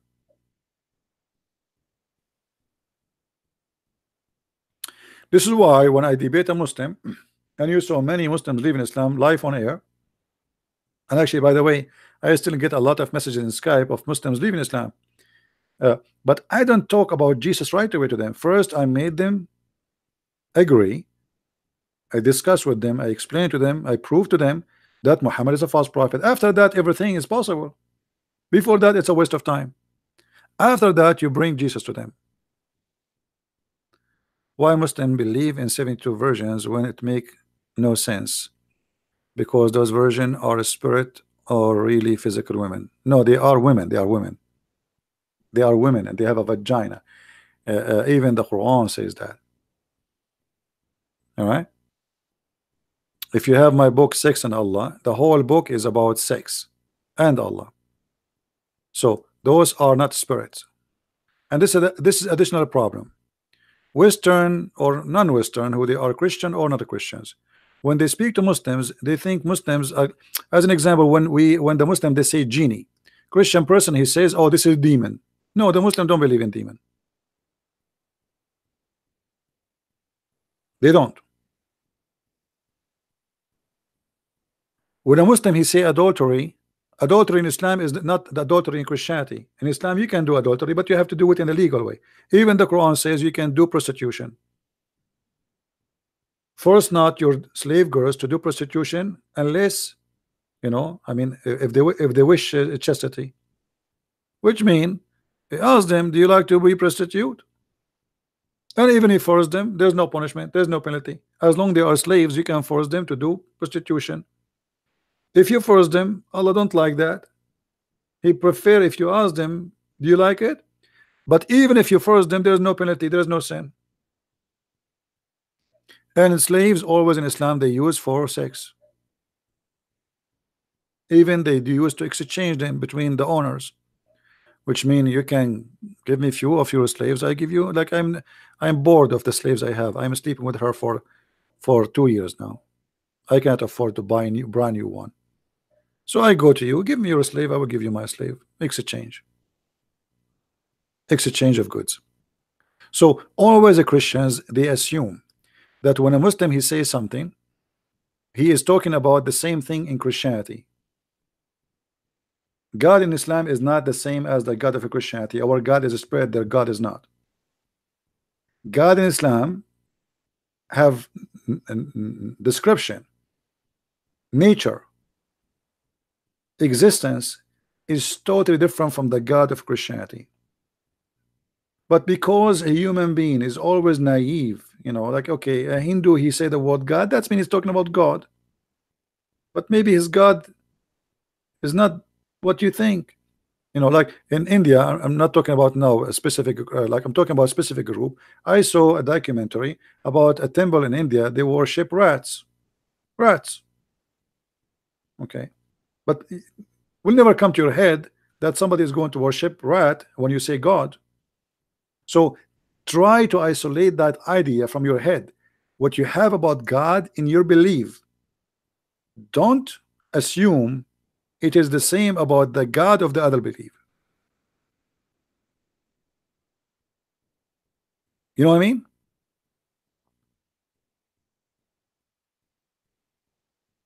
They say genie, we say demon. But demon are not genie. Christians they go to their churches and then they will find right away a priest is deceiving them by saying that Arab are from Ishmael. How you come to that? Copy paste. I never saw a church don't say that. All the churches they say Arab are from Ishmael.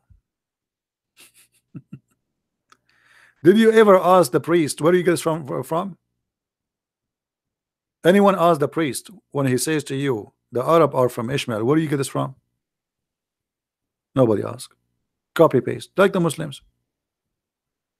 One day somehow somebody said that the Arab are from Ishmael, and everybody is Arab from Ishmael. Arab are not even ethnic. Arab are not ethnic. The word Arab mean is an Aramaic word which mean people who live in the desert. As simple as that. It is not an ethnic.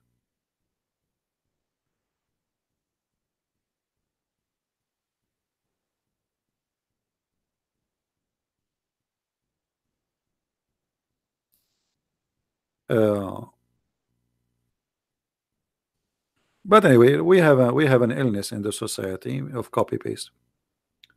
Yeah, Osama Dagdog translation. I did not read all of it, but I believe is good.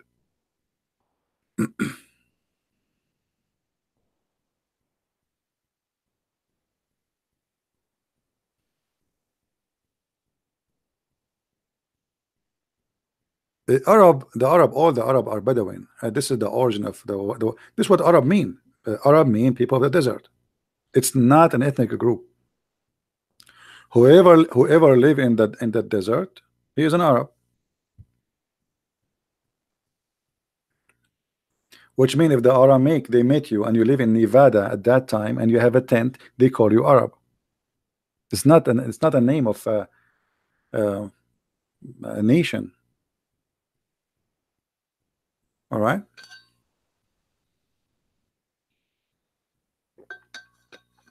Even Arabic is not exist as a language we have it today. This is after a lot of changes.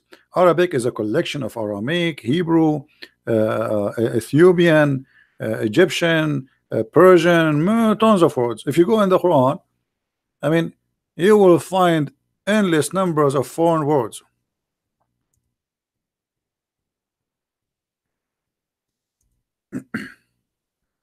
But if you do not know, you do not know.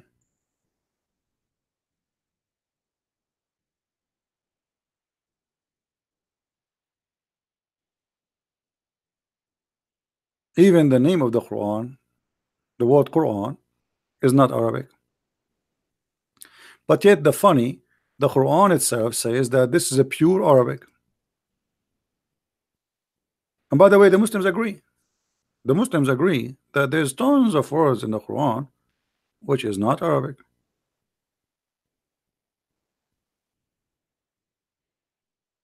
And they explain that, okay, well, there's many words in the Quran are not Arabic, but the reason, but that will not make the Quran not Arabic still, because still the majority of the word are Arabic.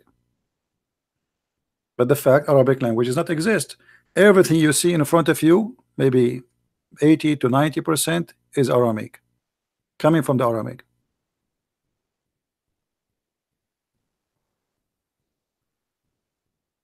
Uh,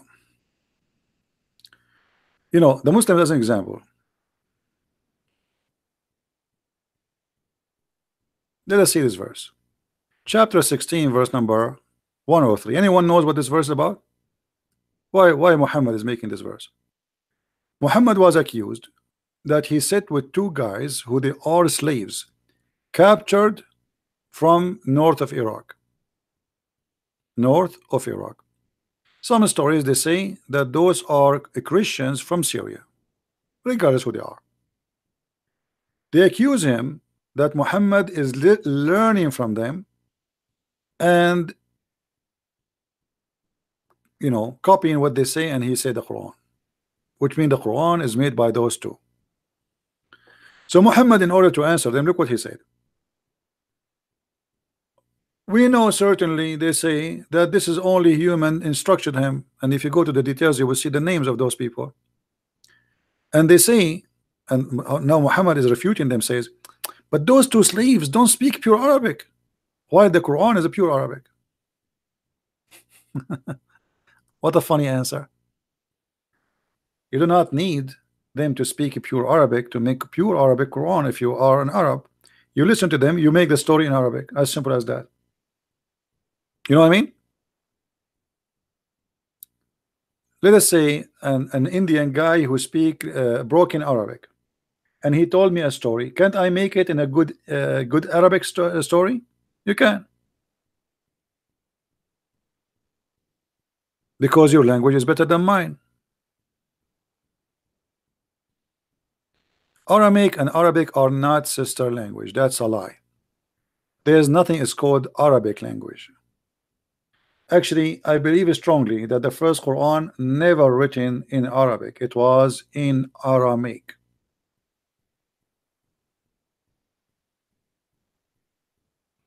Arabic is born of many languages. It's a mix, it's a cocktail of languages. Even the word Quran is not Arabic. Look, what is the first verse Muhammad received? Anyone knows? What is the first verse Muhammad received?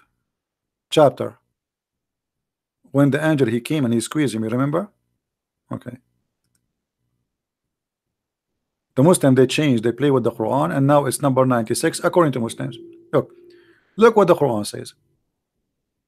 Iqra. Iqra. Iqra is an Aramaic word. But this word is wrong. Anyone knows why it's wrong? Anyone knows what's wrong?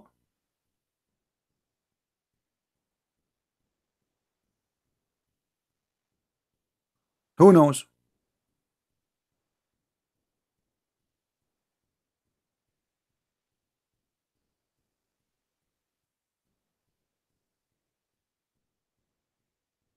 No, if Muhammad do not know how to read, why he's saying to him read? That's stupid. So the first word in the Quran is a stupid word. Imagine you are blind and I say to you, look at me. You know what I mean? Imagine you are deaf and I say to you, hear me. No, it does not say recite. However, the word recite, and all of you speak English better than me, recite is repeating something from the memory, so that cannot be recite, because that would be stupid too. For I cannot say to you recite unless I say to you something before it, you remember it. Correct? This is the first word he been given, so what recite? So Muslims are naive. I mean, recite. What recite? The word in Arabic is iqra, not recite. There's no recitation here. Number two, recite in the name of your Lord, the one who created. But the Quran says there's many creators, including Jesus. Then he says he created the insan from alaq, but that's stupid. He did not create the insan from alaq. Alaq simply that when the human being, when the man have sex with the woman, if you remember, Muhammad speak about in the chapter of An-Nur that in the first thing you are a water, you are a sperm, and then he will make you a congealed blood. That is alaq. So we are not made from alaq. That's stupid. Alaq is a congealed blood. Change the translation. This is who? Translator Kari. Good is not Curry. Carry. Let us go.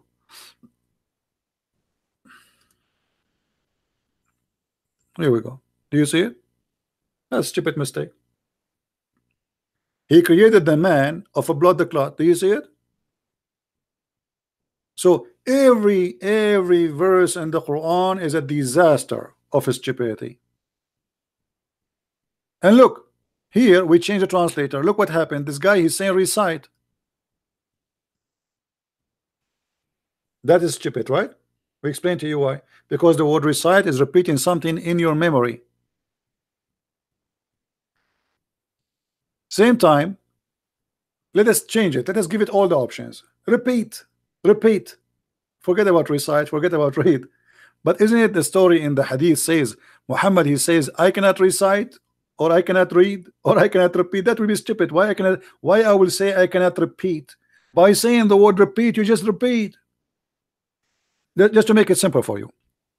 If the word here, which is a lie, is recite, and you say to me recite, just one word, and I say to you I cannot recite, I mean, who is the stupid here? I just repeated what you told me to do.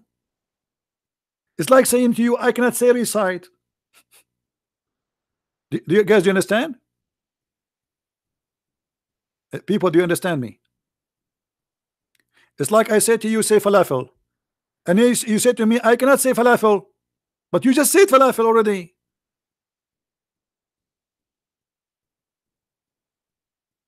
Do you understand? I'm just trying to make it simple for you. So the whole story is stupid. So it is read. So now Muhammad says I cannot read. Okay, that makes sense. But here that makes sense. Muhammad saying that, but that not make sense. Allah saying that. That mean Allah is stupid, because how Allah he said to Muhammad read? Don't you know that Muhammad do not know how to read?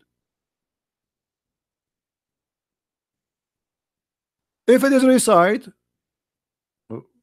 how Muhammad will say I cannot recite? He just did. If it's repeat, how Muhammad will say I can't repeat when he did? Otherwise we will not know about the verse. So the whole story is stupid. And look, right away a mistake about science.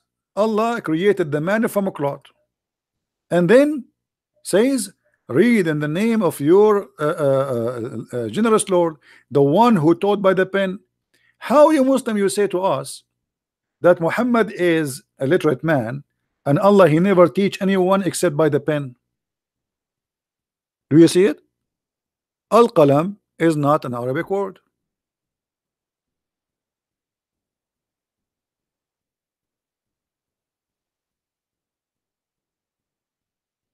And how Allah He taught by the pen? The Muslim, they say to you that the first thing Allah He created, it was the pen. He created the pen and He said to him, write down, and the pen wrote everything. Anyone knows why this story is stupid about Allah having a tablet and He ordered the pen to write everything? What do you think? Why this is stupid?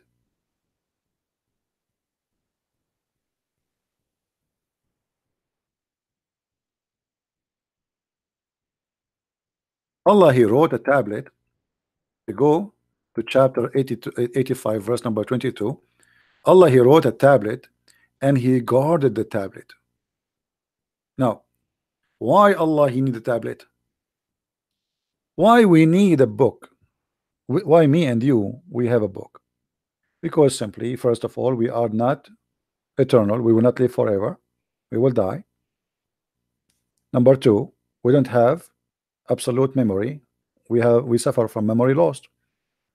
Regardless if you are young or old, doesn't matter. There's no way you can remember anything. I mean, all the time. So we have books for a reason. God have a book for what? Especially this book, nobody can read it. And Allah He put it between the two eyes of Israfil. Israfil is a big angel. Allah He put it between his eyebrows. It's a huge tablet. The distance between the tablet is the same distance between the earth and the heaven.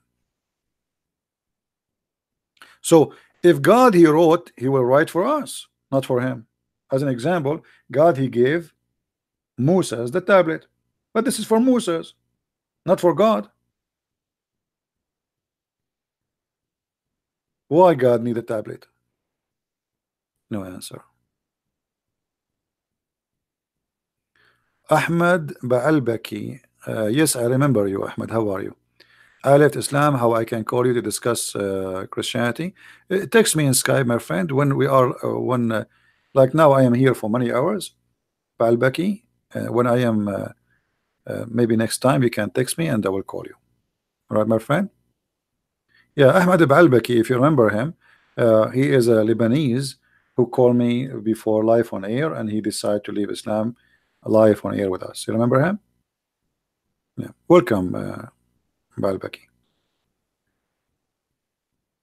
So all the Quran, it does not make sense. Everything there, from the first verse to the last verse, it's a collection of stupidity. Look at this here.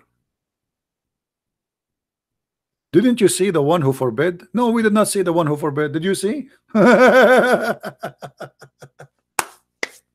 How you say to us Allah is unseen, and then you say, did you see the one who forbid?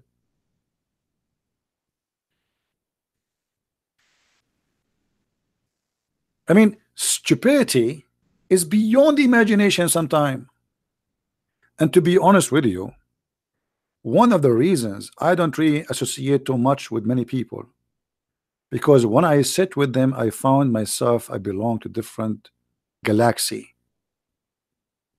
I hate stupidity. I cannot take it. Actually, I fear it. Because it's like it's a pain for my brain. It's an insult for my existence. Human being, he being given a gift. It's called a brain, but nobody want to use it. Read, think deeply. Don't be just a person who read like Bismillah. Read and laugh.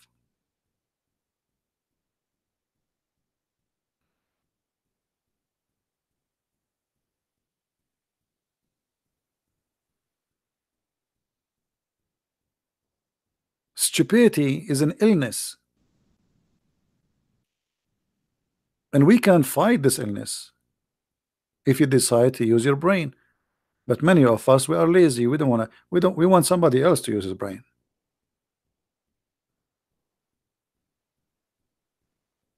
Even when I watched something like comedy show, I don't laugh because I find it silly. Like you play a YouTube and then suddenly you see a woman, she say to you, my mom, she said to me, when you shave the legs of your legs, the hair of your legs, shave until here. Anybody laughing? Ha, ha, ha. I mean, people, they really pay money for this, and this is funny. This is telling you how silly you can be as a human. If this is something you pay money for, to go to the theater to see an idiot woman in the stage saying to you such a stupid joke, who is the stupid? The one who paid the money, or who is the or the one on the stage? You tell me.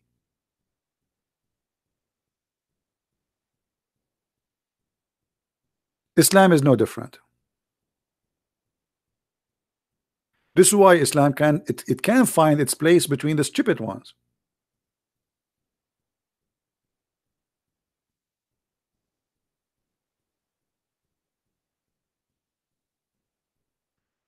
I challenge any Muslim to find me one chapter in the Quran is not a joke. Any chapter, anything.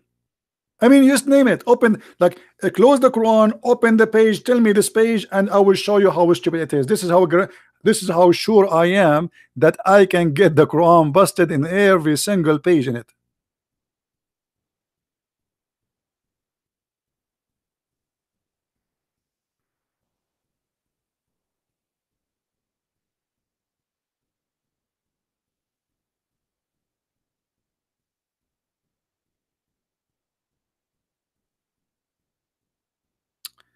Anyway, uh,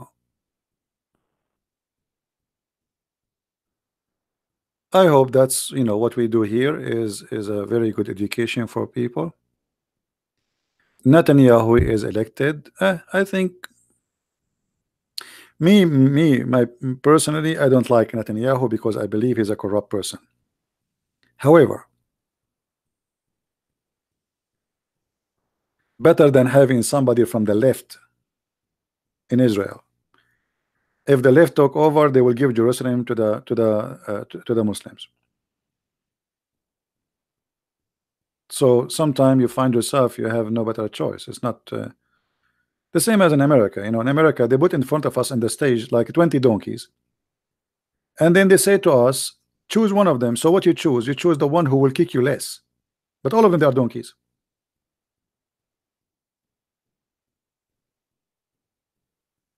So maybe he is for now the best for Israel, but he is not the best, not for me. The best between those who they are going for election.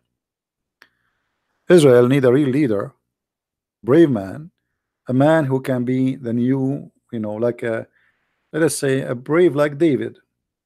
Those guys are politicians. Everything is for sale, compromise. Look at them. They give the desert of Sinai to Egyptian. What they got from that? Nothing. A piece of paper says peace. Hey, nice to meet you. Soon the Egyptian will be stronger than you and they will attack you. They give the East Bank to what is called Palestinian. What they got from that? Nothing.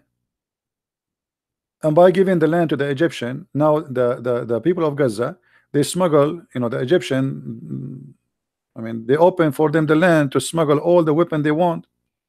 So what you did, I mean, stupid. So you keep giving land after land after land until you find that you have nothing except a farm, little farm. This is what stupid politics they do. Real leaders of Israel, they will not give an inch. This is their land.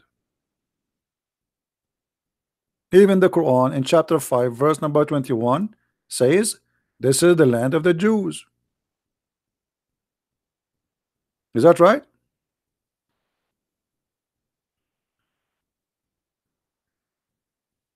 Leaders, my friend, leaders can destroy nations and they can build nations. Look at Russia. When Putin he took over Russia, the Russian people, poor people, they were suffering badly. Russian women, they became sex toys for sale, sadly, just because of having bad leaders before them.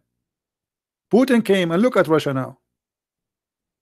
The Russian, which is supposedly coming from out of a communist, now they have more billionaires than anyone in the world.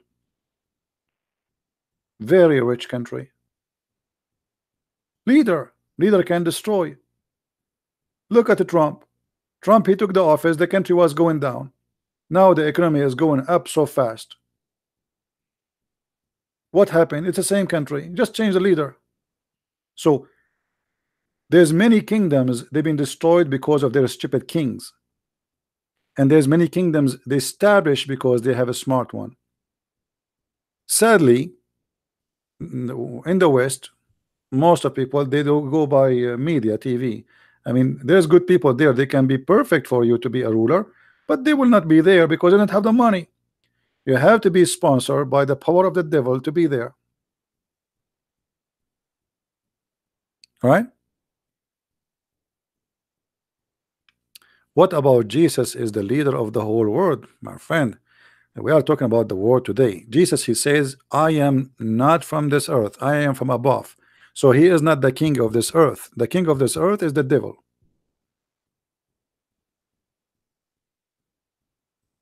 All right.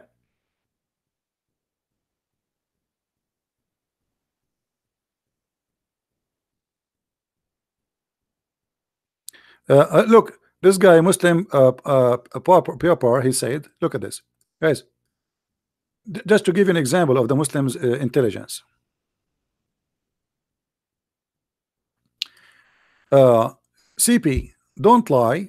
The Holy Land was given to Abraham, and this is descendant Arab, her descendant of Abraham, same as the children of Israel. That's stupid of you, because the Quran never says that the Holy Land was given to Abraham. You must be a fool and eating too much hashish. I am even showing you the verse in the Quran, you idiot. I mean, look at them. They say to me, you are a liar, when I am showing them the Quran. Can you show me the verse in the Quran saying that Allah, he gave the Holy Land to Abraham? Here we go. I'm here for you. I will give you, you know what? I will give you 10,000 years from now. Give me the verse. This is the Quran, chapter 5, verse number 20-21. Allah, he ordered Moses to go and attack the land, and he called it the Holy Land. Are you there, Abdul? Look what will happen now. He will put his nose behind his toes and he will say, I don't hear you, I'm deaf. Secondly, how Abraham is the father of the Arab, even if even your book says that Ishmael, he learned Arabic at the age of 11. Which means there was Arab before him. So how he can be the father of the Arab, you donkey? And not only that, another surprise. According to Muslim books, Ishmael, he did marry from the tribe of Jahm, but Jahm are the enemy of Muhammad. So how he married from the tribe of Jahm, who they are the enemy of the tribe of Muhammad, and they are the father of Muhammad?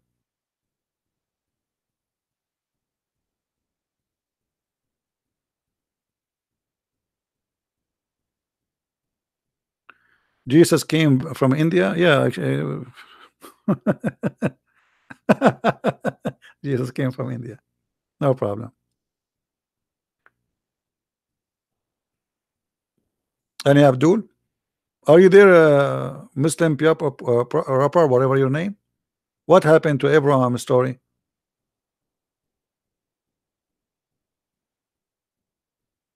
He is searching Prophet Google now. How Google can help him. Same time, Ishmael. Okay, guys, let me show you the stupidity here. I am an Arab. I will marry a Chinese woman, or a German woman, or a French woman. Okay, let us do this. So, if I am an Arab and I marry a Chinese, my son will be German. This is what they claim. Ishmael, Ishmael is a son of who? Is a son of Abraham. Okay, from who? From Hajar. The father is Aramic. The mother is Egyptian. The son is Arab. Have you ever heard of a stupid story like this before?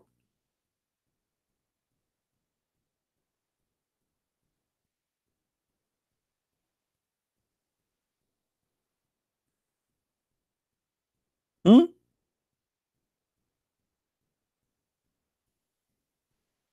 But Muhammad and the Muslims, because they are desperate, trying to make Abraham is the grandfather of Muhammad, so that will make him legitimate to be a prophet.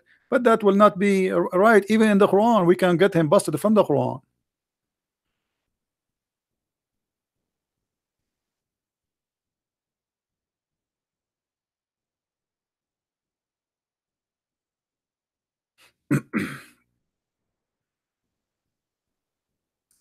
Let us see.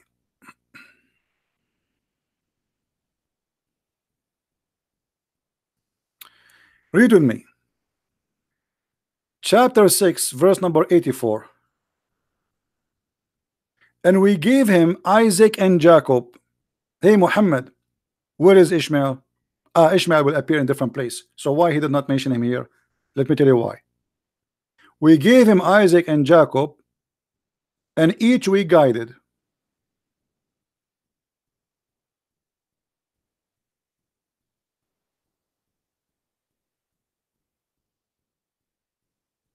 Why Ishmael is not mentioned? Muhammad at that time, he was trying to be hypocrite to the Jews. He knew that the Jews don't care for Ishmael. So okay, okay, here we go. I sponsor Isaac. I sponsor Jacob. All right, no problem. Muhammad,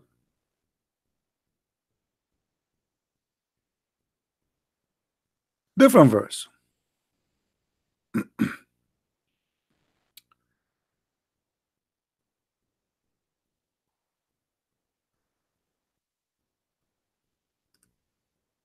Another bust. Chapter 29, the chapter of the spider, the zoo again. And we gave him Isaac and Jacob, and we appointed prophethood from his seeds. Look at the funny translation. Do you see it? Which seed, guys, he mentioned here in the verse? Anyone notice what seed he mentioned? What the seeds? The verse is so clear, is it? What is the seed of prophethood? Isaac and Jacob. From those is the prophethood. So how Muhammad is a prophet? Even if you claim he is from Ishmael.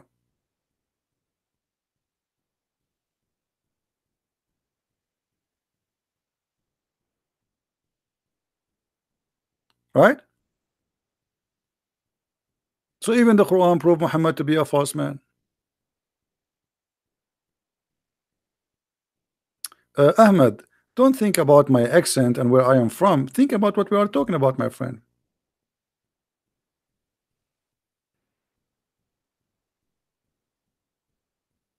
Do you see it, guys? Even the Quran confirm that the prophethood is have to be from the Jews. Yes, from Abraham, but Isaac and Jacob. Where is Ishmael? What happened? Remember, Ishmael is the elder, right? So we should mention Ishmael first, actually. Is that clear? There's no reason to drop Ishmael.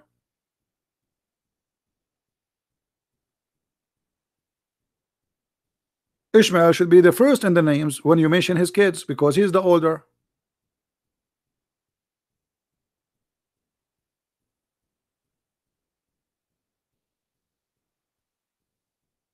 So don't make them fool you. Even the Christian ministers who say to you the Arab are from Ishmael, he is a fool. The one who says that to you, like the Bible says, don't say to a person who a fool, because that's wrong. But if he's a fool, we have the right to say it. That's foolish. Don't say fool when it's not right. But if somebody is saying foolishness, he's a fool. So don't listen to them when they say that. This is for the propaganda of Islam, for the benefit of Islam. Muhammad is not from Ishmael. This is number one. Ishmael is not an Arab. This is number two. And if I marry someone, a woman, she is from different ethnic, that will make my children from that ethnic. That means Musa himself is an Arab, or he is a Bedouin. Isn't it Musa he marry a woman from the Bedouin? Is that true, guys? Why nobody says the children of Musa are Arab?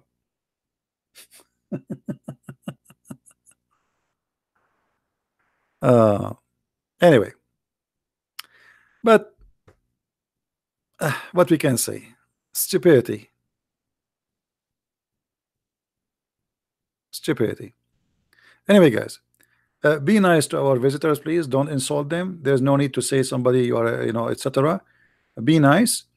Uh, and you see, we give a freedom to everybody to speak, but there's no need to insult anyone. Attack the idea. The only one you can insult is a Christian prince. Anyone will insult anyone in the text, even if he's a Muslim. You force me to block you. We are not here like a bunch of kids throwing rocks. We are debating a topic and we are teaching. So either you like it or you go into a different place where you can say the F word and you can say whatever you want. Nobody is holding you here. Is that good? And if you are a Christian, remember to be Christian before everything. We are fighting the devil, yes, but doesn't mean we are going to be the devil himself.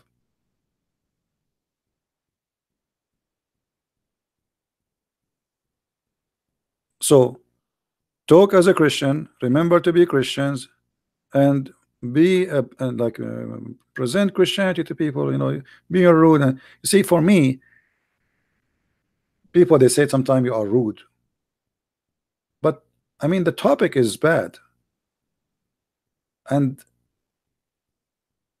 people lie, and people, they try to lie to you and try to deceive you, and you are fighting the lies. I'm not fighting the person, we are fighting the devil.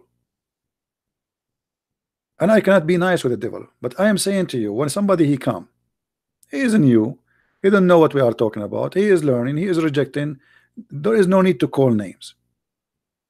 Show him, explain to him, etc. If he's a by the way, if somebody is lying and you call him a liar, you are not calling him a name. You know what I mean? This is not a name.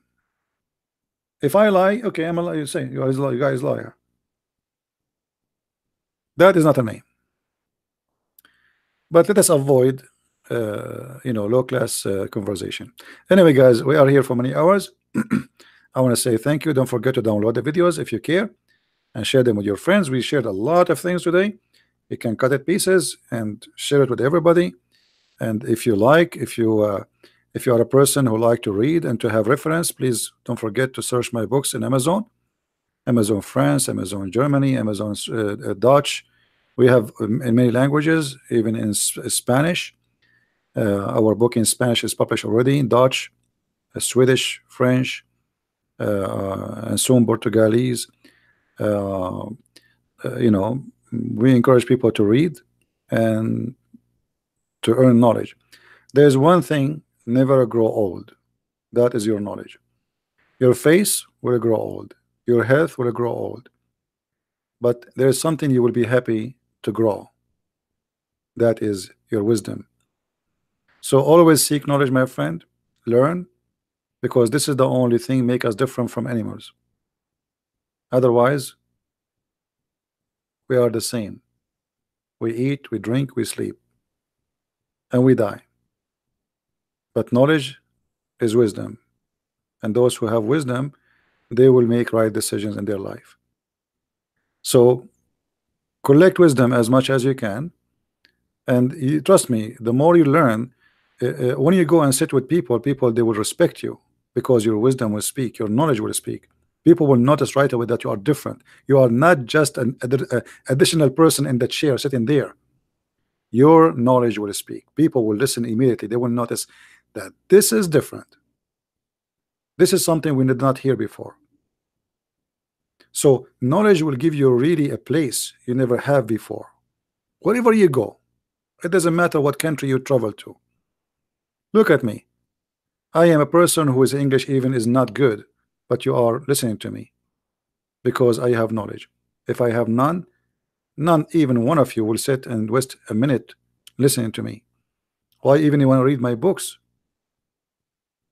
So learning, education is a must for us, and this is why Jesus says, search the books. Search the books, read them, and you will find the truth, and the truth will set you free. With the wisdom of my Lord, I leave you in peace, and peace will give you if you ask for it. Christ is Lord, Islam is false. And see you soon again. Take care. Bye bye.